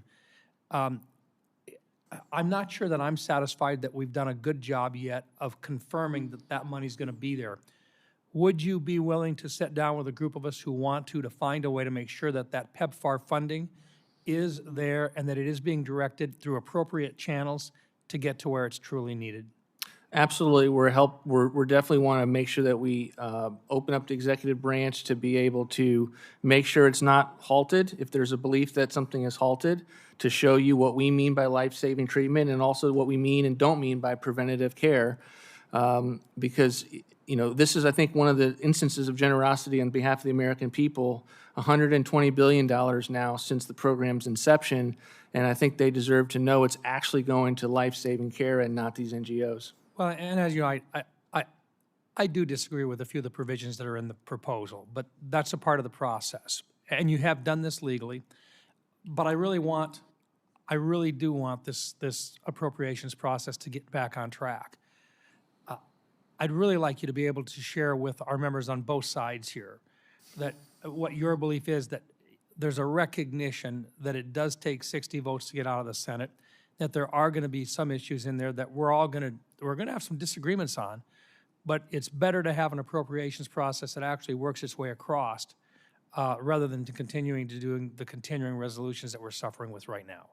Absolutely no disagreement with that, Senator. And, you know, the fact that the President signed many bills that he wasn't wild about in the first term, specifically because that was the process. We are trying to learn from history and figure out what we can do on the mandatory side to make it not so much on this committee to solve every problem because it's a must-pass bill. And honestly, I think as an authorizer, I think you understand that. But you know, this committee shouldn't have to carry every bill that Congress does. Well, and I'm running out of time, but I just want to confirm one item, and that is if something is clearly authorized and it is appropriated, and it may have to be more specifically appropriated than what it has been in the past. But if that occurs, you recognize the need to get the project done. And if you can save some money, that is better yet. But you will follow the law and make sure that those programs are operated. I think I can agree with that, Senator, in terms of how you frame the question. I mean, our view of being able to spend less than appropriation is based on efficiency. And also where the Congress or the President has clear constitutional duties, foreign affairs, and other things like that. But if you all give us a task and you think it costs $100 million, and we have the ability to do it for 80, for 200 years, presidents had the ability to spend a little bit less. And since I believe the 1970s, we've just pushed things out the door, and it has led to where we are. And I think I can say that we agree on that matter. Well, I think that the chairwoman for her forbearance here, and I thank you for that, and I think that's part on us as well. So $36 trillion in debt, we got to do something to rein this in. Thank you. Thank you, Madam Chair. Senator Baldwin. Thank you, Madam Chair. And I want to associate myself with the comments just made by my colleague, Senator Daines. I'm, in fact, going to start at the same place you started in your questioning. The rescission package before us today would hurt communities that all of us have the privilege of representing. There are 120 rural public media stations that receive at least 25% of their revenue from the Corporation for Public Broadcasting. Members of this committee represent nearly 2/3 of these stations. including WOJB, serving northwestern Wisconsin and beyond, from the Lucoutere Reservation in Hayward, Wisconsin. My question for you, did you analyze the impact of this rescission proposal on local public radio and television stations, yes or no? We always analyze everything, and we took. Can you provide my office and this committee with a copy of that analysis? I'm happy to answer any questions for the record that you might have. I'd like to see the copy of your analysis. That's what I'm asking. We conduct analysis all over the place. As it pertains to the questions that you might have for the record, I'm happy to respond to them. Very good. Congress spends months negotiating appropriations bills so that they can and almost always do garner overwhelming bipartisan support. I was so proud on this committee to see our committee send most of our subcommittee bills out with near unanimous endorsement. And so the committee comes together in a bipartisan manner to invest in our nation's most valuable asset, our people. We put the people we represent ahead of partisan politics and invest in our nation's economic development, public health, and national security. Passing partisan rescission packages to undo bipartisan appropriation bills will fundamentally change the work of this committee and Congress. We write these bills to invest in programs that we, the elected representatives of our state, know are important for our communities.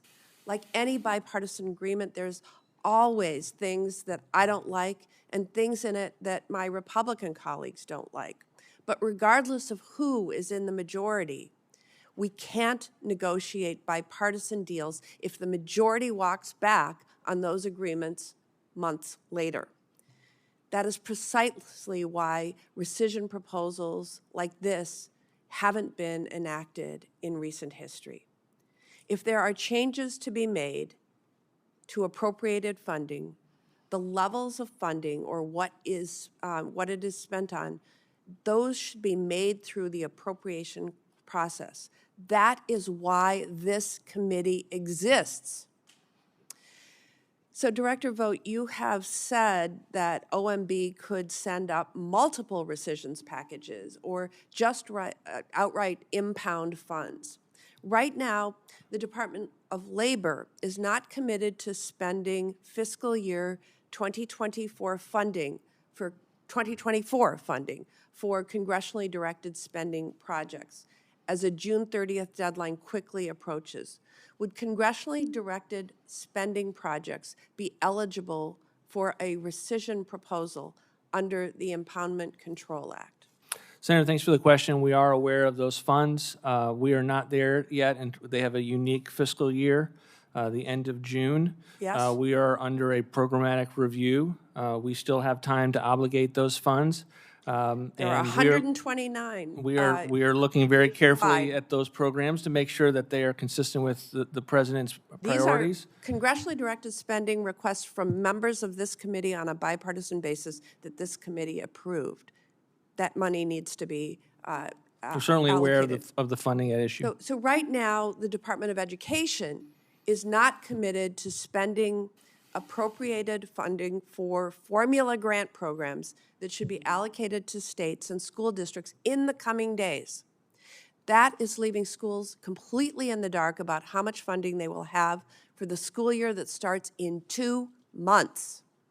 Would funding for the Department of Education formula grants for before and after school programs or funding directly supporting teachers and educators be eligible for the next rescissions proposal? We are considering multi-year funding, and it is underway with a programmatic review. But again, it is multi-year funding, and no decision has been made with regard to whether they will be a part of any particular rescissions package. We are aware of the extent to which we are reviewing those funds. Madam Chair, I have more questions, but I note that my time has expired. I will submit them for the record. Thank you. Thank you. Senator Kennedy. Mr. Director, I want to apologize to the protesters. But I can assure you that under congressional rules and the laws in the District of Columbia, they will be promptly punished and put on double secret probation. You'll probably see them back again today. I think the president's demonstrated that he understands that what you allow is what will continue. We seem to have a problem with that concept. I listened to some of my colleagues accuse you of doing everything but abandoning your children to wolves. They accuse you of undermining the sanctity and integrity of the appropriations process. And I'm sitting here thinking, what sanctity? What integrity? What appropriations process? I'm proud to serve on this committee. I watched this committee last year. We passed 11 out of 12 minibuses. Sent them to, and we all choked down some stuff you wouldn't believe.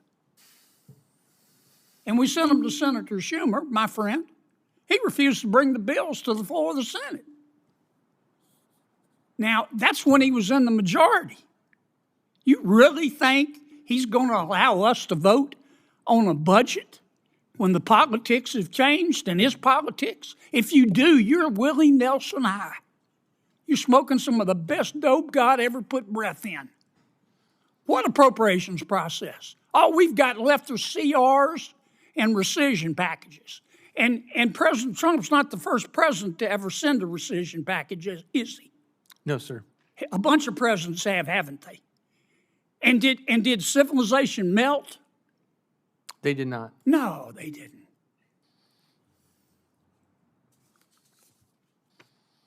Now, you want to know how we got $36 trillion in debt? Just listen to this. Let me tell you what it's like. A majority, and not everybody, a majority of this body, they're all for cutting spending porn. They're all for going to heaven, but they're not ready to make the trip. That's how we got to $36 trillion. This stuff about PEPFAR, oh my God, you're going to destroy the world. Now, there's a part of PEPFAR that deals with money for life-saving care, isn't it? Absolutely. And there's a part of PEPFAR that you look at it and you want to say, pass me the sick bucket, isn't there? Yes, sir. And you're getting rid of the sick bucket stuff. Yes, sir. You're getting rid of $5.5 million to lesbian, gay, bisexual, transgender, queer, and intersex advocacy in Uganda, aren't you? Yes, sir. I can't believe we're arguing about this. I can't believe we're arguing about this. PEPFAR, we're not denying life-saving care to anybody, are we? No, and $10 billion would remain for that funding.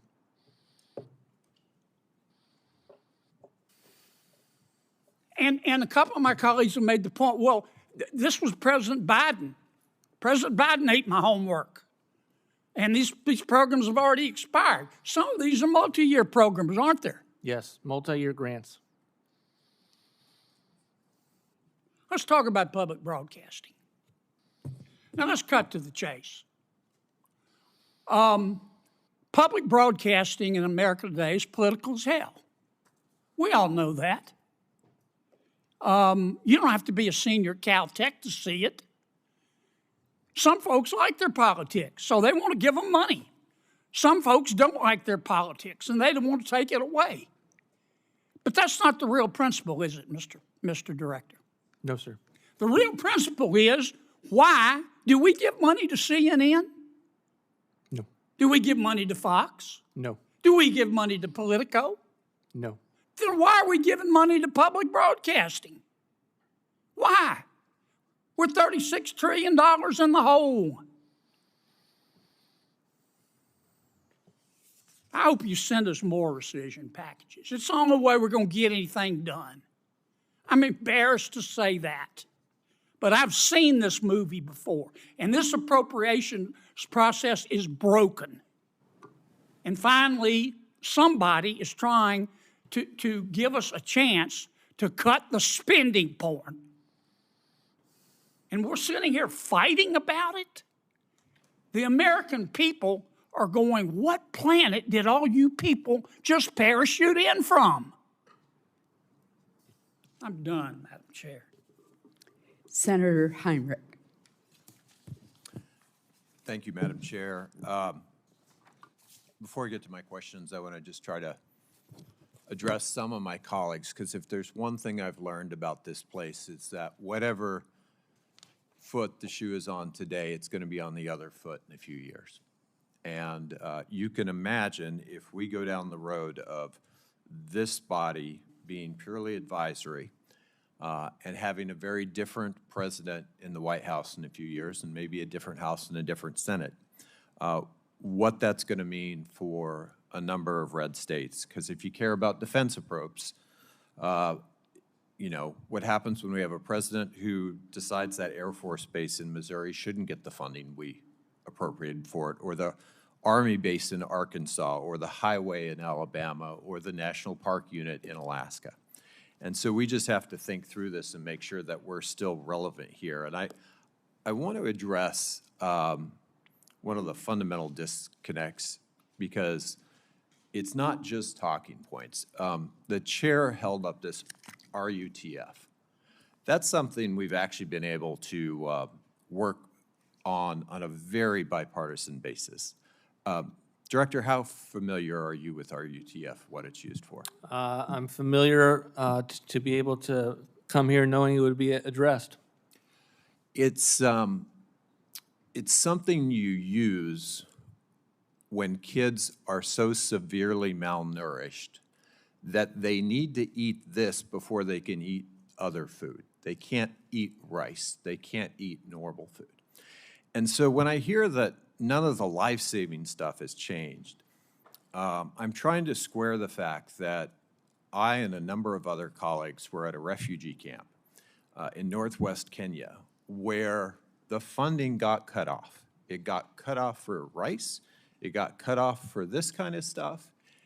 And now mothers are on a 600-calorie-a-day diet. That's slow starvation. So if that's not what this administration means to do, then you need to get together with Secretary Rubio and fix it. Because I saw kids that, you know, when they get malaria, when they get dysentery, they can't eat food anymore. And if we're not doing this, and notice it has an American flag on it, that is smart, soft power. Because we have allies like Kenya who are the last bastion of defense against the lawless terrorism that occurs further north. I mean, that's why there's a refugee camp there. It's because of the South Sudanese war, not to mention the terrorism that tries to move into Central Africa from the east. It is a smart investment so that we don't have to send troops. And we are not meeting that obligation right now. And that has life and death consequences. So it's one thing to talk about somebody's report. It's another to have to look at mothers and kids who are slowly starving. Director, you impounded USAID funds to Colombia. No, sir, we did not. You did not? We have not impounded any funding.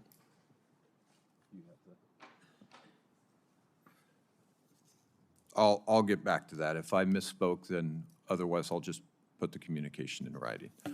I want to return once again to this issue of public broadcasting, because there are a number of places where there is no CNN, there is no Fox, there's no nothing for emergency broadcasting except for public broadcasting.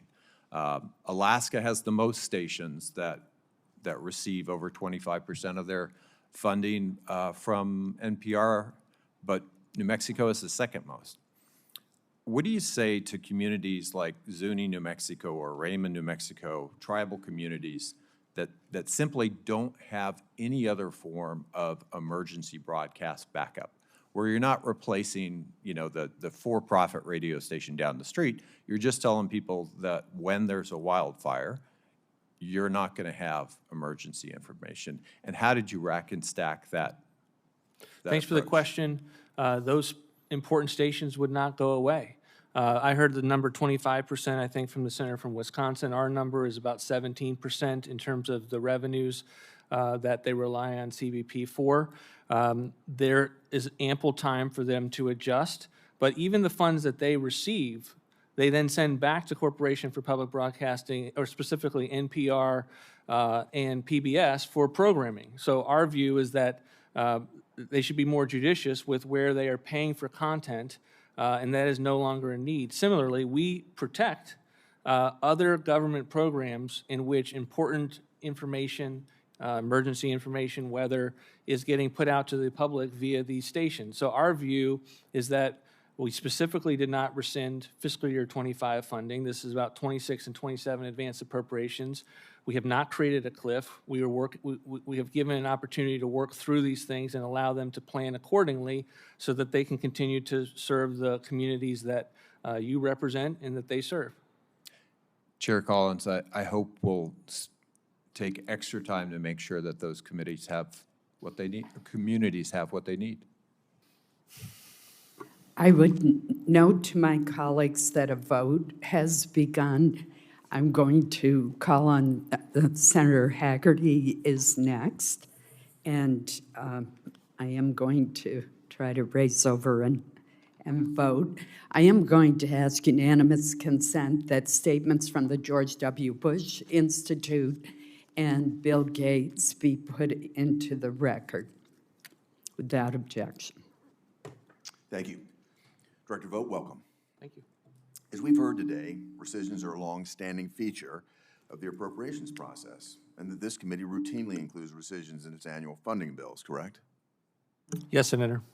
For example, the most recent appropriations bill enacted by this committee included 162 rescissions totaling over $60 billion in previously appropriated funding. That's over 6 times the amount proposed in the rescission request that we're reviewing today. To be clear, the rescissions request we're debating today is straightforward, it's simple, and the examples that you provided underscore a gross misuse of taxpayer funding. Now I want to turn to a different issue. It's one that's crucial to America's long-term competitiveness, in my view. If we want our nation to remain a global hub for innovation and for economic growth, we must ensure that our research institutions have the ability to compete on the international stage. And that starts with examining how we fund these research institutions. It's important to recognize that life-saving biomedical research can, if properly managed, be a key driver of our nation's strategic advantage in science and technology. I'm fully supportive, as I know this administration is, in ensuring that every dollar entrusted to us by the taxpayer is used efficiently, especially when it comes to research on these activities. We must ensure that these valuable funds are focused on advancing scientific research and not wasted on administrative expenses. One particular area that has received considerable attention is the use of grant funding for so-called indirect costs and overhead. I'm a businessman. It wouldn't be the first time that I've seen all kinds of costs classified as, quote, indirect cost. However, when we take a closer look at what is being defined as indirect cost, in this circumstance, it can often include expenses like personnel, like hazardous waste disposal, secure data storage. In many cases, these costs aren't unrelated luxuries. They may well be essential to our ability to conduct safe and high-quality research that gives America a competitive advantage against the world. So, Director Vought, my question is this. As the administration looks at ways to make sure taxpayer funds are efficiently and effectively used on research and not on bloated overhead, do you believe there's room to work with Congress, and with this committee in particular, to make sure we get it right when it comes to accounting for activities that are mission-critical to research and those that are truly wasteful or overly bureaucratic, in a way that provides transparency to the public, to the Congress, and to OMB, and to do so without stifling American innovation? Absolutely, Senator, and I appreciate the question. I know this is a priority for both you and the chair. Much of my time right now is being spent with university presidents, chancellors of systems, to get a handle on the extent to which, and quite frankly, they have come forward and said, look, we know there's an issue. We can't continue to receive 40 to 50% for indirect cost rates when Bill Gates pays out 10% from the Gates Foundation. So we are working through a guidance on that, and we'll continue our work, and we'll do it in close collaboration with this committee and you. Thank you, Director Vought. I must say I've had a number of those conversations. I doubt as many as you have. But in those conversations, what I've also found is that the federal government imposes certain requirements on research institutions, reporting requirements, compliance requirements that they can't even explain, nor do they understand the logic behind them. Many of them are redundant, overlapping, or just a royal pain in the you-know-what. And so I applaud any effort that we might also undertake to try to streamline those costs, to try to make this as efficient and effective as we possibly can. So I'm a firm believer that the federal government can learn a great deal from the private sector when it comes to efficiency, when it comes to return on investment, and streamlining is one of those opportunities as well. And I still believe that there are inefficiencies in our research enterprises, don't get me wrong. But I also believe that we must have accurate and transparent accounting so that we can appropriately balance our shared goals of physical discipline and life-saving research. Thank you very much, Director Vought. Thank you. I think it's me. Welcome. Thank you. So I'll just be honest with you. I understand the rescission process and what we're trying to do, and you gave some examples of, you know, like the $20 million for Sesame Street in Iraq and all that bad stuff. As I understand it, that's not really what we're talking about. The things that you read about PEPFAR spending, could you go over that some of the crazy stuff? Sure.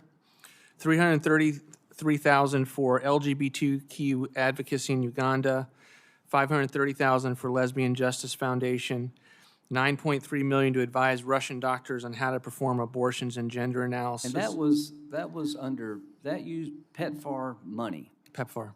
Okay, so to my colleagues over here who are upset, you ought to sit in my shoes. I have been supporting this program as hard as I know how to support it, in good faith, believing that preventing mother-to-child AIDS transmission is not only good human policy, it's good national security. It's the right thing to do. It's good soft power. And now I have to listen to this. And to those like Samantha Power, you're the one that got rid of USAID. And the people who are running PEPFAR, to let that amount of money, I mean, that's millions of dollars, right? Yes, sir. To go to that junk. We have common ground on protecting children and mothers from passing on to their child AIDS. We have common ground on keeping people alive who have been infected with AIDS. And to my Democratic colleagues, there is a consequence to this crap. $400 million, first thing I thought about, wow, how is PEPFAR fraud, waste, and abuse? Well, I had no idea there was $1 spent like this. So you opened my eyes. Now, I just want to tell the committee this. I believe in PEPFAR as much as I've ever believed in it. I think it is a vital program that saved millions of lives. But to those who've run this program and allowed this to happen, you clearly don't appreciate it as much as I do. You clearly care more about your political agenda than the actual goal that the American people signed up to with President Bush. Don't you think President Trump likes the idea of PEPFAR, helping people stay alive who've been infected with AIDS? A paramount principle with this program, Senator, and you probably had conversations with him about it, is he wants to preserve the life-saving treatment. He is so all in on this. But what you don't know is he's talked to Bill Gates a couple of times about a vaccine for AIDS. He would like President Trump to spend some time and effort and money on finding a vaccine, which would be a blessing. So it's not a Trump problem here. I know him pretty well.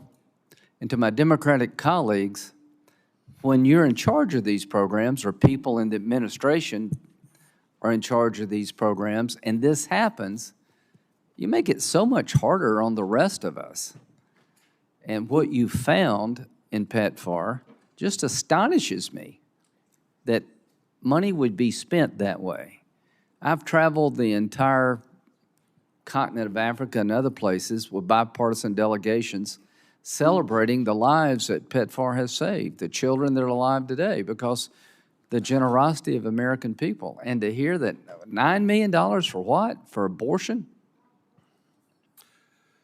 To perform abortion and gender analysis in the. Are you sure about that? Senator. Wow. I don't hear any more crap about us from y'all. None. This happened on your watch. No more preaching to me. I'm going to vote for this package. You know why I'm going to vote for it? Just as a statement that PEPFAR is important, but it's not beyond scrutiny. That the way you run the government has consequences. Don't lecture me about being mean or cruel. If you really give a damn, people in charge of this program, they wouldn't have let this happen. We wouldn't spend $9 million helping doctors in Russia perform abortions. What else was on the list? 4.4 in funding to recruit gender and inclusive development experts. $35 million to address vasectomy messaging. That's just a bunch of bullshit. You've taken a program that really has saved people's lives, and you let people run it her nuts. Well, there's a cost to that. So I'll continue to support PEPFAR, but I'm not going to support this stuff. I'll continue to try to work with President Trump to find a vaccine for AIDS. I'll continue to show people throughout the developing world we care about them. But I will not continue to bless this kind of stuff. Thank you for what you've done. Thank you, Senator. Senator Van Hollen. Thank you, Senator. Welcome, Director Vought. In response to a question that Senator Murray asked earlier about pocket rescissions, you cited a 1975 statement by GAO in the aftermath of a rescissions package that was advanced by President Ford. I think it's important to point out for the record that in the aftermath of the Supreme Court decision in Clinton versus New York, which, as you know, was a line item veto case, where the court said, quote, "There's no provision in the Constitution that authorizes the president to enact, amend, or repeal statutes," unquote. The GAO found that in the absence of congressional action, a rescission proposal would remain just that, a proposal. And that's why GAO later revised its view subsequent to that Supreme Court Can I speak decision. to that, Senator? I got to go on, Mr. Vought. If there's extra time and I'm granted it, I'd be happy to have you respond. Would you agree that federal agencies are required to follow the law, including the appropriations law, as Senator Collins referenced? Yes, I also believe that the president has the ability to run every program as efficiently as possible. And what's interesting about what GAO has said, GAO has changed its view with regard to pocket rescissions. They change their view every administration. What Congress did not do in the aftermath of the legislative veto being struck down is they did not, in fact, change the Impoundment Control Act. Congress has never, knowing this was an issue, has never changed the law. Mr. Vought, as I said at the end of my time, if you're given additional time by my colleagues, I'm happy to have you expound on that. But I think what GAO was saying was that the Supreme Court decision in the language I quoted essentially filled the gap in the Impoundment Control Act by making that clear separation of powers argument. But my question was whether or not you federal agencies had to comply with appropriation bills. And one of those provisions is something that I authored that requires OMB to show the American people, American taxpayers, how we are spending their money by requiring OMB to publish the apportionment documents. This is not an optional provision. The system was operating for 3 years. The language is clear. It says OMB shall operate the system, not may, not when it feels like. So Mr. Vought, why did you terminate the system, given the fact that this is the law of the land? The administration thinks it's unconstitutional, that it gets to the deliberative process and pre-decisional information, the extent to which when a president using his tools at OMB is managing taxpayer money, and many of these are not final agency decisions, the extent to which that is being forced to be reported on a website, our administration believes that that's unconstitutional. Oh, do you have a legal opinion expressing that We view? certainly have transmitted from the Department of Justice the views as it pertains to this. Our general counsel has articulated our grounds for this opinion. Mr. Vought, I think given the fact that it's a congressional provision that was put in there by law, it was also enacted, signed by previous presidents, it is the law of the land. I have not seen any memo from the administration declaring it unconstitutional or the grounds for it being unconstitutional. So I welcome providing that. I want to get to another issue regarding the GAO, because as you know, they found that the administration was illegally impounding funds from 2 accounts, and that there are 36 ongoing investigations about other withholdings. I've heard what you had to say about GAO.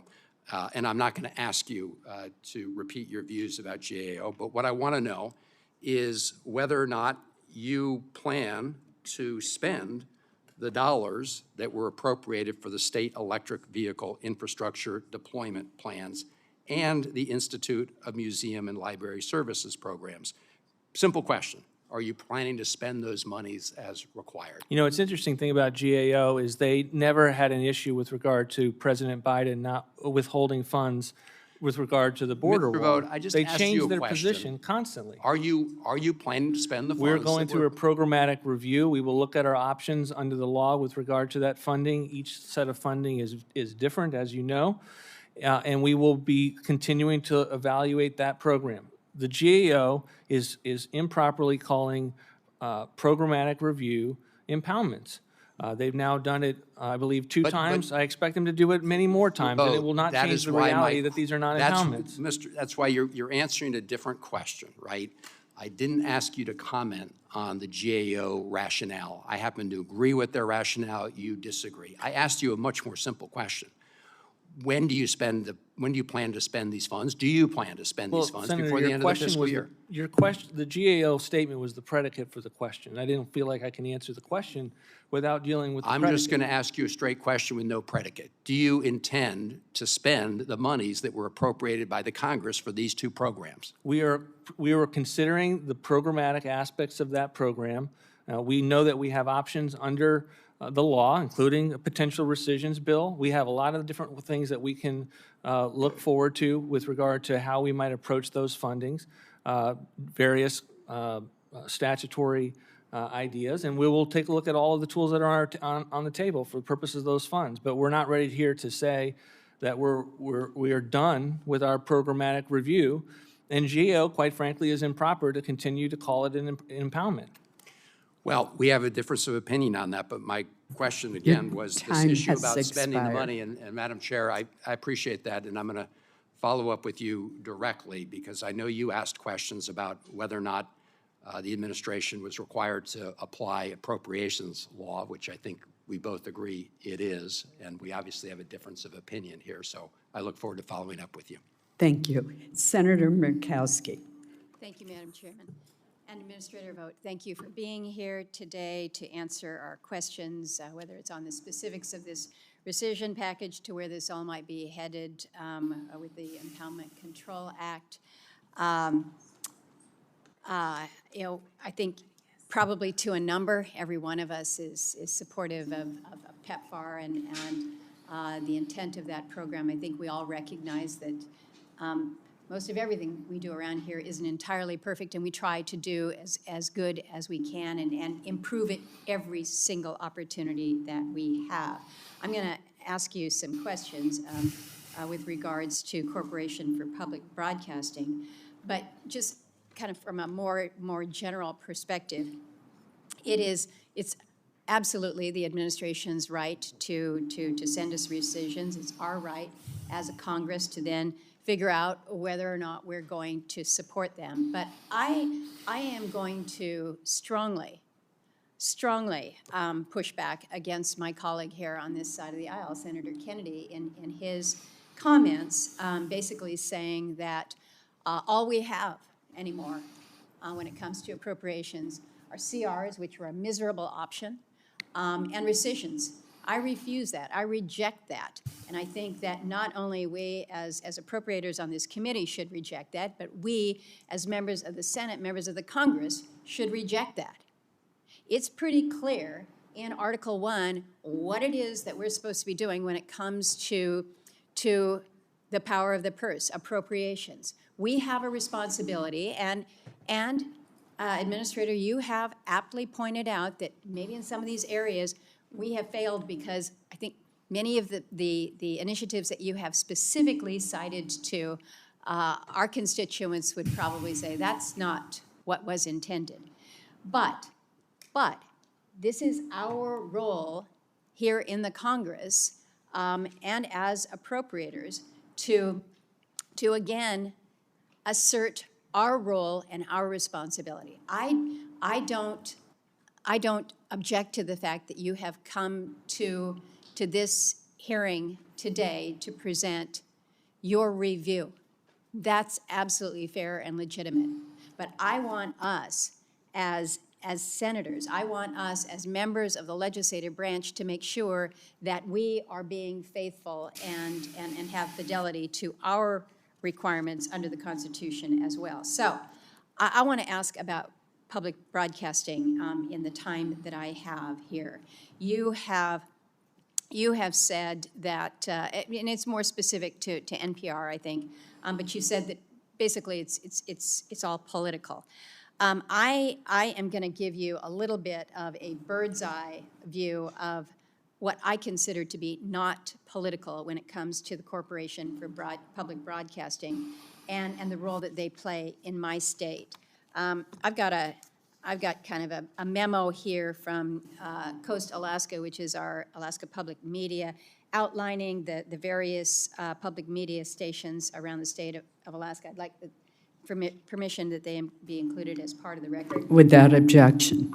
But there's 22 different stations that are listed here, and they're everywhere from 24% of their annual budget to 70% in Sandpoint, in communities that are relatively small but have extraordinary reach. In Barrow, the station up there covers some 95,000 miles. When the fiber optic cable was severed by ice about 6 or 7 months ago, that has still not been repaired. It's public broadcasting that is beaming out to the 8 communities out there to keep those people connected. Right now, we've got wildfires that are raging in the interior part of the state, and so at Fort Yukon and McGrath, it is just our public radio stations that are providing the updates to get people into safe areas. Senator Rounds mentioned the very important role that we see with regards to our tribes. We have more than 60 tribal stations that is served out of KNBA that would be disproportionately impacted, where they offer emergency alerts, vital community connections. So I'm going through their concerns because almost to a number they're saying that they will go under if public broadcasting funds are no longer available to them. And you've indicated that, well, they're going to have time to readjust their budget because it's not going to be this fiscal year that's going to be impacted. When you have a community like Sandpoint out in the Aleutian Islands where 70% of their budget comes from public broadcasting, or in let's just say Wrangell, because I'm going to be going there in a few days, 50% of their budget comes from public broadcasting. There's no way to recalibrate. There is no safety valve for them. So, Administrator, I've run out of time to ask my question, but I hope you feel the urgency that I'm trying to express on behalf of the people in rural Alaska, and I think in many parts of rural America, where this is their lifeline. This is where they get the updates on that landslide. This is where they get the updates on the wildfires that are coming their way. And so how they will be able to not only get the emergency alerts that they need, but also the weather reporting to make sure that that fisherman out in Unalaska can go out safely, so that these communities can be connected when the deadly landslide has come through. I know Senator Rounds has asked for specific help with regards to the tribes, but mine is much bigger, and I think we're not necessarily alone. We're just a little more extreme in the ask.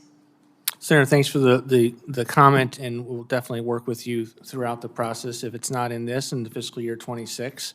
I think we're to the point, for decades we've had concerns with the extent to which public broadcasting was funding content that was run contrary to the American people, and we've got to get to the point where we can finally deal with that. And we believe we put forward a proposal that gives a run rate to be able to deal with that. But I certainly want to work with you throughout the various opportunities that we have moving forward.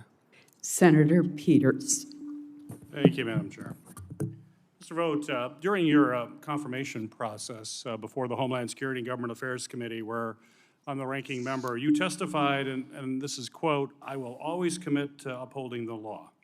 Yet in January, you refused to commit to following the Impoundment Control Act, and now OMB is leading an unprecedented and a brazen campaign of illegal activity as you break the law and you refuse to spend congressionally passed appropriations, robbing American communities of the resources that they need.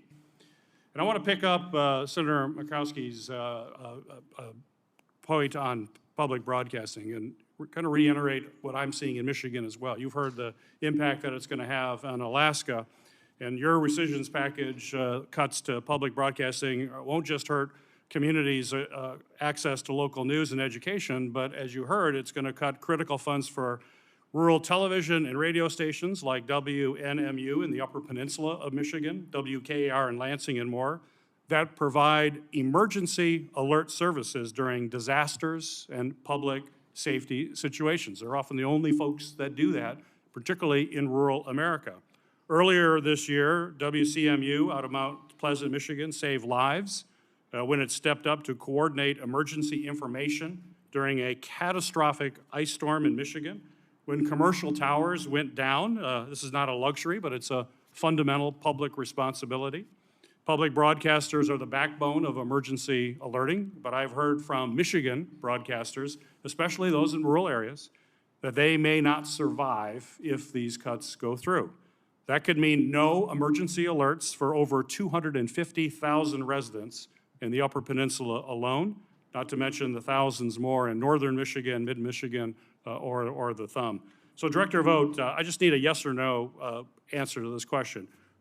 Were you fully aware of the emergency alert function that public broadcasters play when recommending eliminating these funds in the rescissions package? Senator, certainly aware of the extent to which public broadcasting has an impact on these communities, and it's our view is that to the extent that it's been politicized, we have a real problem in this country.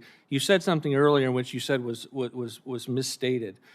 We did not impound funds in January. We have not impounded funds yet. It certainly wasn't as a result of the malicious compliance that was conducted with regard to the freeze memo that you were referring to. So I think it's important that the record reflect that. Well, we're seeing, Mr. Vought, thank you. We're seeing your holding funds that have been appropriated by Congress that's not going out. Communities and others are being hurt. We're conducting a programmatic answer review. the emergency. I would like you to answer the question that I asked. Are you aware about the emergency alert function and how critical that is in rural America? Is that Certainly something? aware of the extent to which public broadcasting performs a host of different purposes, and we continue to have Specifically major emergency broadcasting. And we continue to maintain funding for other programs, one of them which includes a FEMA for this type of work and this type of service. But FEMA can't do it all. That's where it's pretty clear what's happening here. So how are you going to fill the budget backholes? How are these people going to be able to get that information? Do you have a plan for that? We believe that we have put forward a very reasonable proposal. We've maintained the fiscal year 25 funds that are already obligated to the Corporation for Public Broadcasting.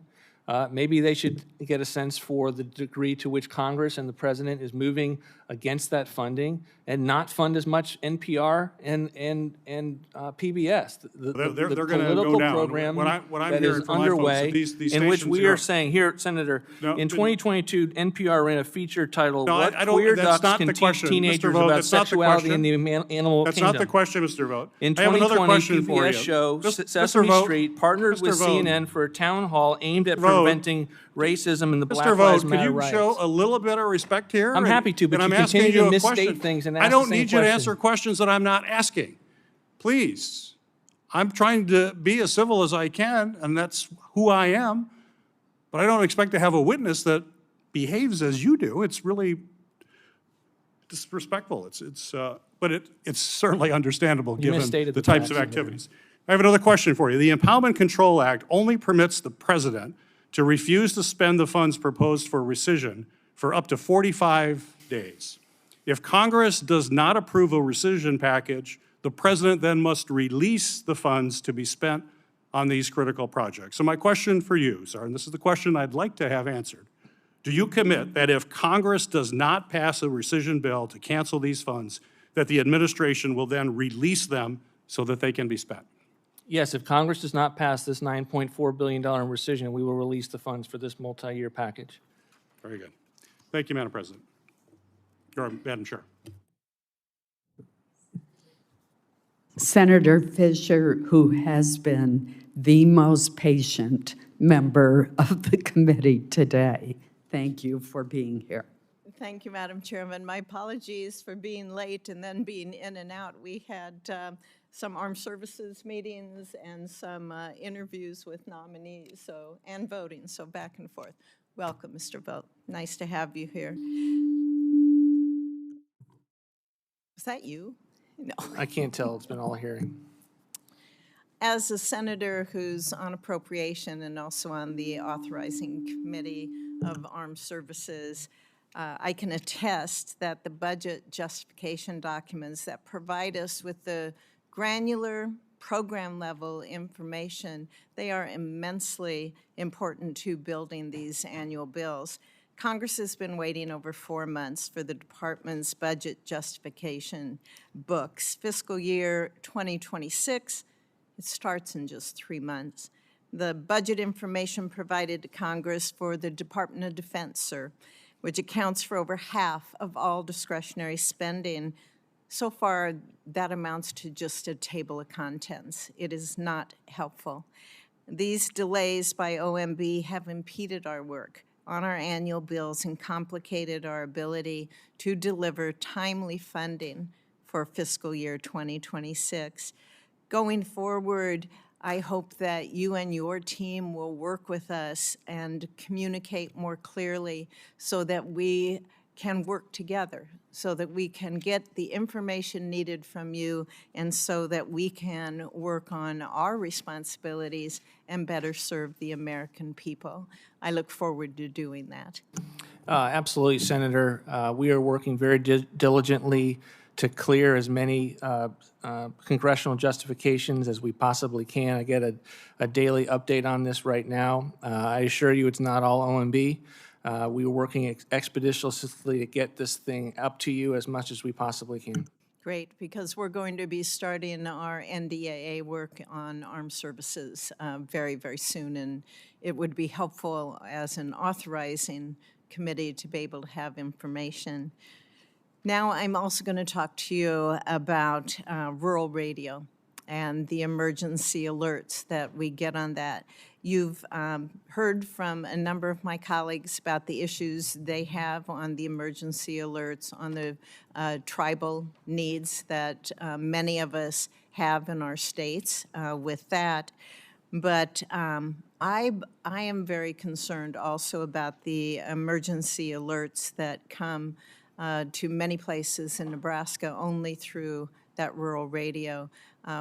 We're a state of vastness, very sparsely populated areas that don't receive cell service in many cases. It's difficult even with landlines in many areas of my state. Would you also commit to working with me to figure out if we are going to need some replacements for this so that all Americans, no matter where they live, will be able to have access to these alerts? I know you committed to work on the tribal issues, but I am also concerned about emergency alerts. Absolutely, Senator. Thank you, sir. I would hope that we can figure out who's going to carry out those responsibilities if these stations end up being shuttered. As the administration decided on the proposed rescissions, can you walk us through OMB's consultations with the State Department and also with the Department of Defense, specifically on preventing China, which this administration rightly considers our pacing threat from exploiting any gaps that may occur due to those rescissions? How did you do it? Thank you for the question, Senator. You know, we worked in close collaboration with the State Department on this, with the Department of Government Efficiency. Originally, this was pure waste, fraud, and abuse, with basically no policy reductions. Where you see the policy reductions are in things like World Health Organization, some of the international organizations that we fund that are both voluntary and assessed. And so whatever you see is, the example is, we have over an annualized basis, we've identified waste and abuse and things that are actively harming our foreign policy. This would do nothing to impact our ability to respond to our adversaries. Thank you. And Madam Chair, I would just ask for one more question. Thank you. I believe that we need to have constructive reorganization of our federal agencies. I believe that we must have good stewardship of taxpayer dollars.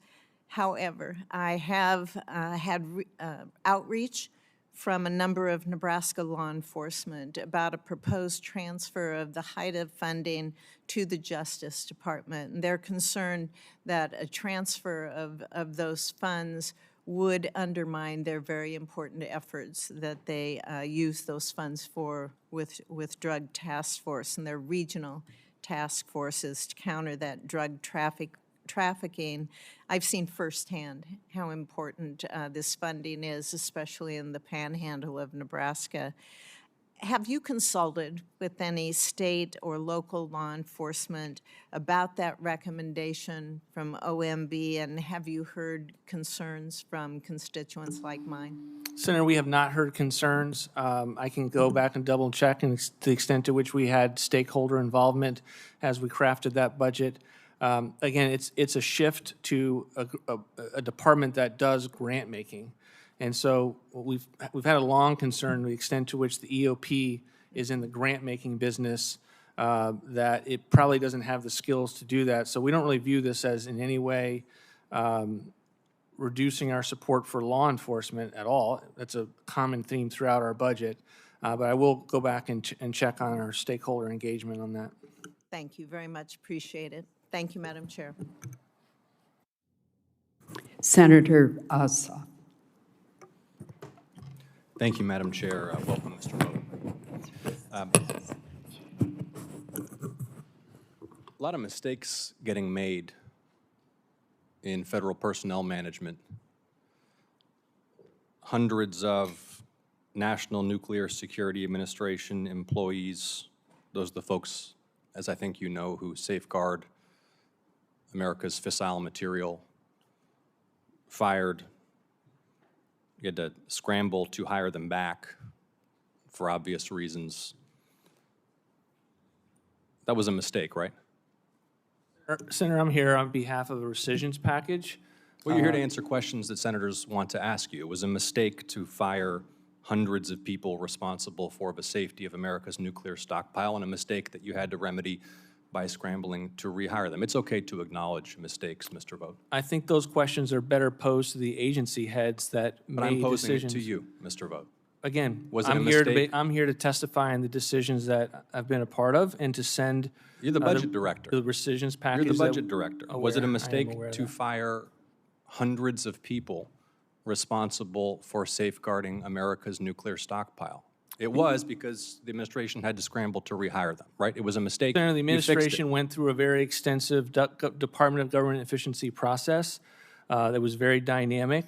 Cabinet heads were making the final determinations, and they made adjustments where they felt they needed to. Was it? But I'm going to let what them about explain those decisions. Hundreds of Food and Drug Administration medical device reviewers and food safety reviewers fired, I guess, accidentally, and then rehired. A mistake, right? I'm going to let the cabinet secretaries explain the decisions and what was going on. I don't have the information to give you a sense of the granularity of every one of those decisions. Were you not aware, for example, until this hearing, that the nuclear safety workforce had been gutted and then that decision had to be reversed? Is this the first you're hearing about that?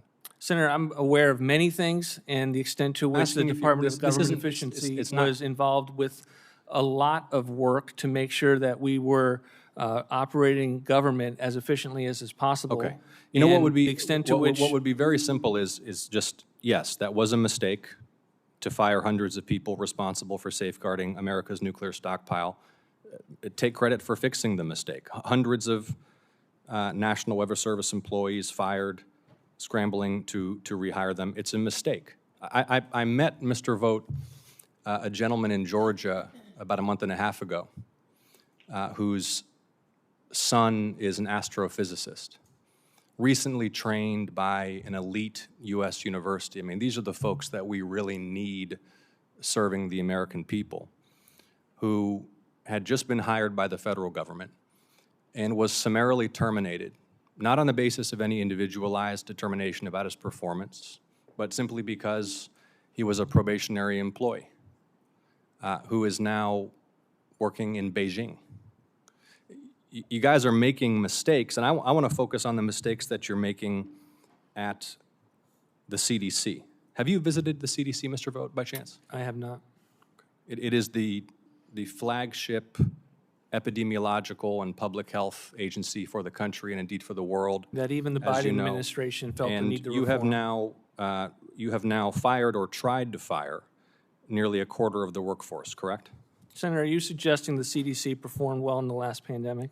I asked you whether you have fired or tried to fire a quarter of the CDC I workforce. can't answer the question because I Okay, don't well, have you the facts in front of me. That's You have the CDC fired or director's, tried to fire information to give nearly you. a quarter of the CDC workforce, and your budget request for FY26 would cut the CDC budget in more than half, correct? The Center for Disease Control No, was answer the question. They were incompetent. Answer the question, Mr. last Vought. pandemic. Does your The budget Biden- we request certainly seek to cut by more than half the CDC budget? We certainly seek to cut and reduce By the more than CDC. half the CDC budget. The Listen, extent to Mr. Vought, which- you need to come to Georgia and visit the Happy to. CDC. Good. We'll make that happen because you are destroying this institution. And whatever criticism you have about their past performance, they are essential to public health and epidemiological defense in the United States. You're crushing morale, you're crushing capability, and you're destroying my constituents' lives. And I am grateful for the commitment you've made to come to Georgia and visit the CDC and sit down with those employees. Thank you, Senator, Madam the Biden Chair. administration I don't want to proposed hear about the reform. Biden administration. Well, they did. You're here on behalf of the Trump administration. The witness is allowed to answer the question. The time, however, has expired, but would you like 30 seconds to answer the question? I would just point out, Senator, that the Biden administration thought the need to put forward a reform proposal because of the performance of CDC in their performance in the global pandemic of COVID. The CDC can be and should be reformed. Our budget reflects that. I look forward to coming to Georgia to visit CDC. I look forward to your visit. Senator Gillibrand. Thank you, Chair Collins and Vice Chair Murray. I want to echo something that my colleagues have talked a lot about. Like many members on the Appropriations Committee, I work with Democrats and Republicans alike and work hard on bipartisan compromises my entire Senate career. I serve on the Armed Services Committee, I serve on the Intel Committee, I serve on the Special Committee on Aging, all deeply bipartisan committees. I asked to be joined to this committee because it had a history of bipartisanship, of Democrats and Republicans looking across the country at our constituents and saying, of all the tax dollars you send to Washington, what is most important to you? You just heard from Senator Ossoff. The CDC is vital to his state. It's vital to all of us because it protects us from disease. But we ask our members of Congress to listen to their constituents through town halls, through town meetings, through just normal interactions about what resources they need spent. But what this rescission package is you are taking away the job of elected representatives to make the judgments in the Appropriations Committee about where federal dollars should go. It's literally upending the role that Congress has as the power of the purse. And it's deeply disturbing because it means the fundamental requests of our constituents can't be implemented. I've seen it in many things I've worked on, simple things like the Cyber Academy to make sure our best and brightest come work for the federal government in our intelligence services, in the DOD. And we say to these young people, we will pay for your education if you serve. Well, these hiring freezes and these cuts in funding mean that none of these kids who have already gone through the training program can't get hired.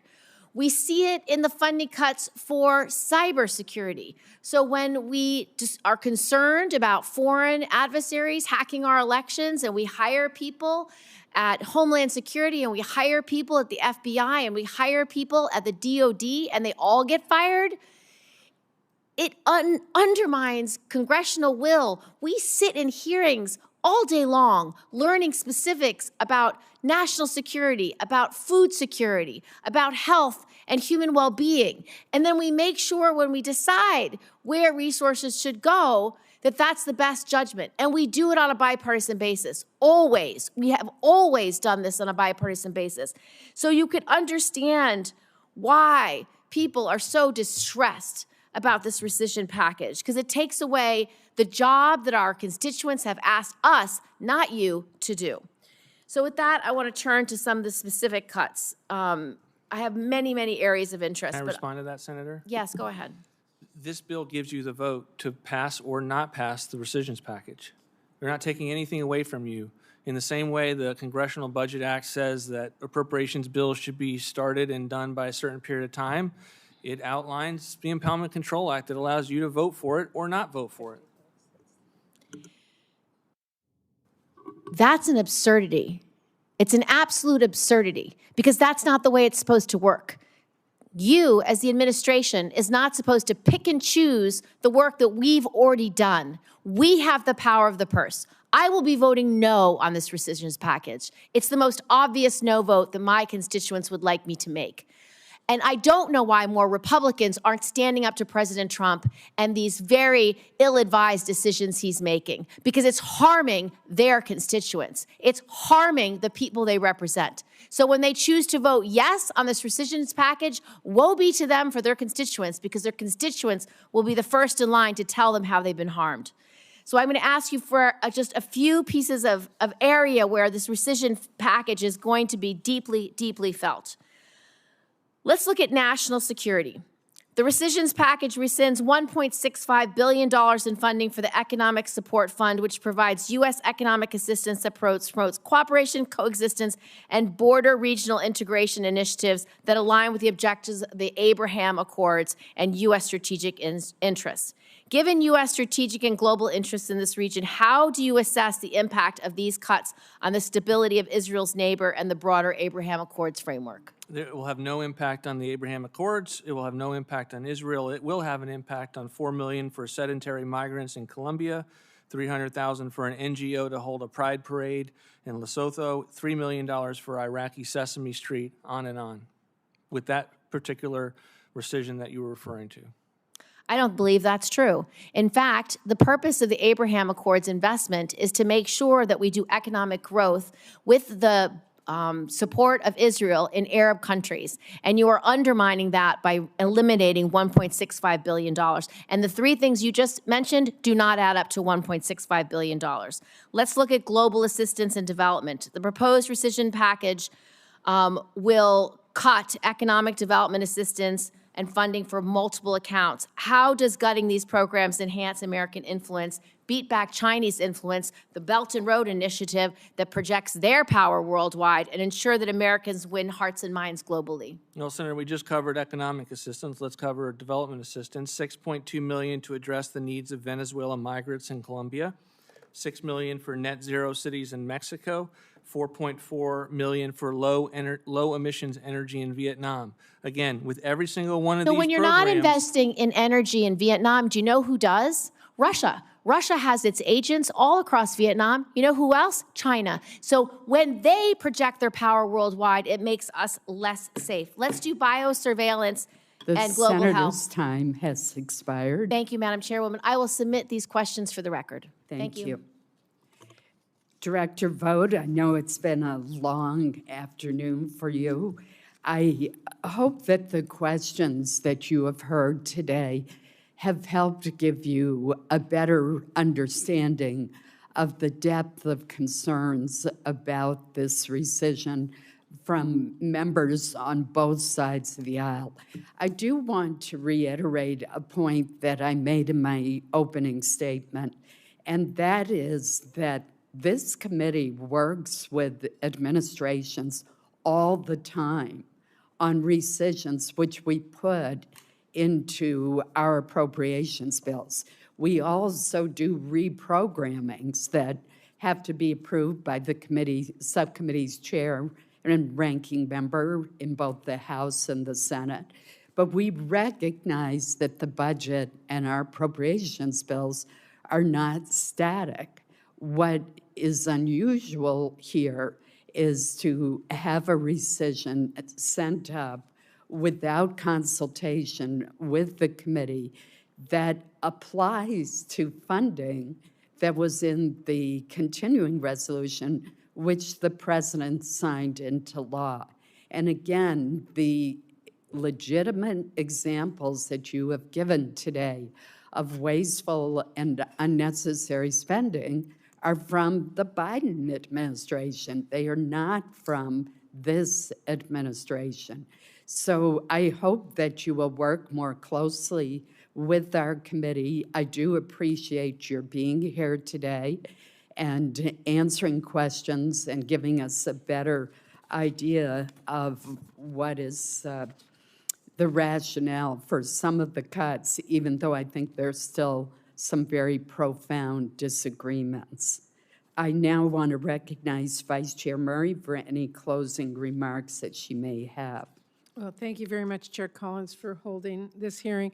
This really is an important discussion with really enormous stakes for our communities, with local news that they rely on, whether they'll go dark, for the world. Will America keep its commitments and continue leading on the global stage? And for this committee, will we keep focused on bipartisan funding bills, or will we give that up to spend our time on a wave of partisan rescissions? I've made really clear where I stand. I want us to keep working together to write bipartisan bills that allow us to be a strong voice for our constituents. That's going to prove very difficult and maybe even impossible if this body goes down the path Trump is now calling for, a path that would let partisan rescissions rip up our bipartisan agreements. So I hope my colleagues will join me in rejecting this destructive request outright and ensuring decisions about what we fund and even potential rescissions are made by us through the annual appropriations process. Thank you very much. The hearing record will remain open for 1 week for senators who wish to submit additional questions or other statements for the record. So the record will be open until Wednesday, July 2nd at 6 p.m. This hearing is now adjourned.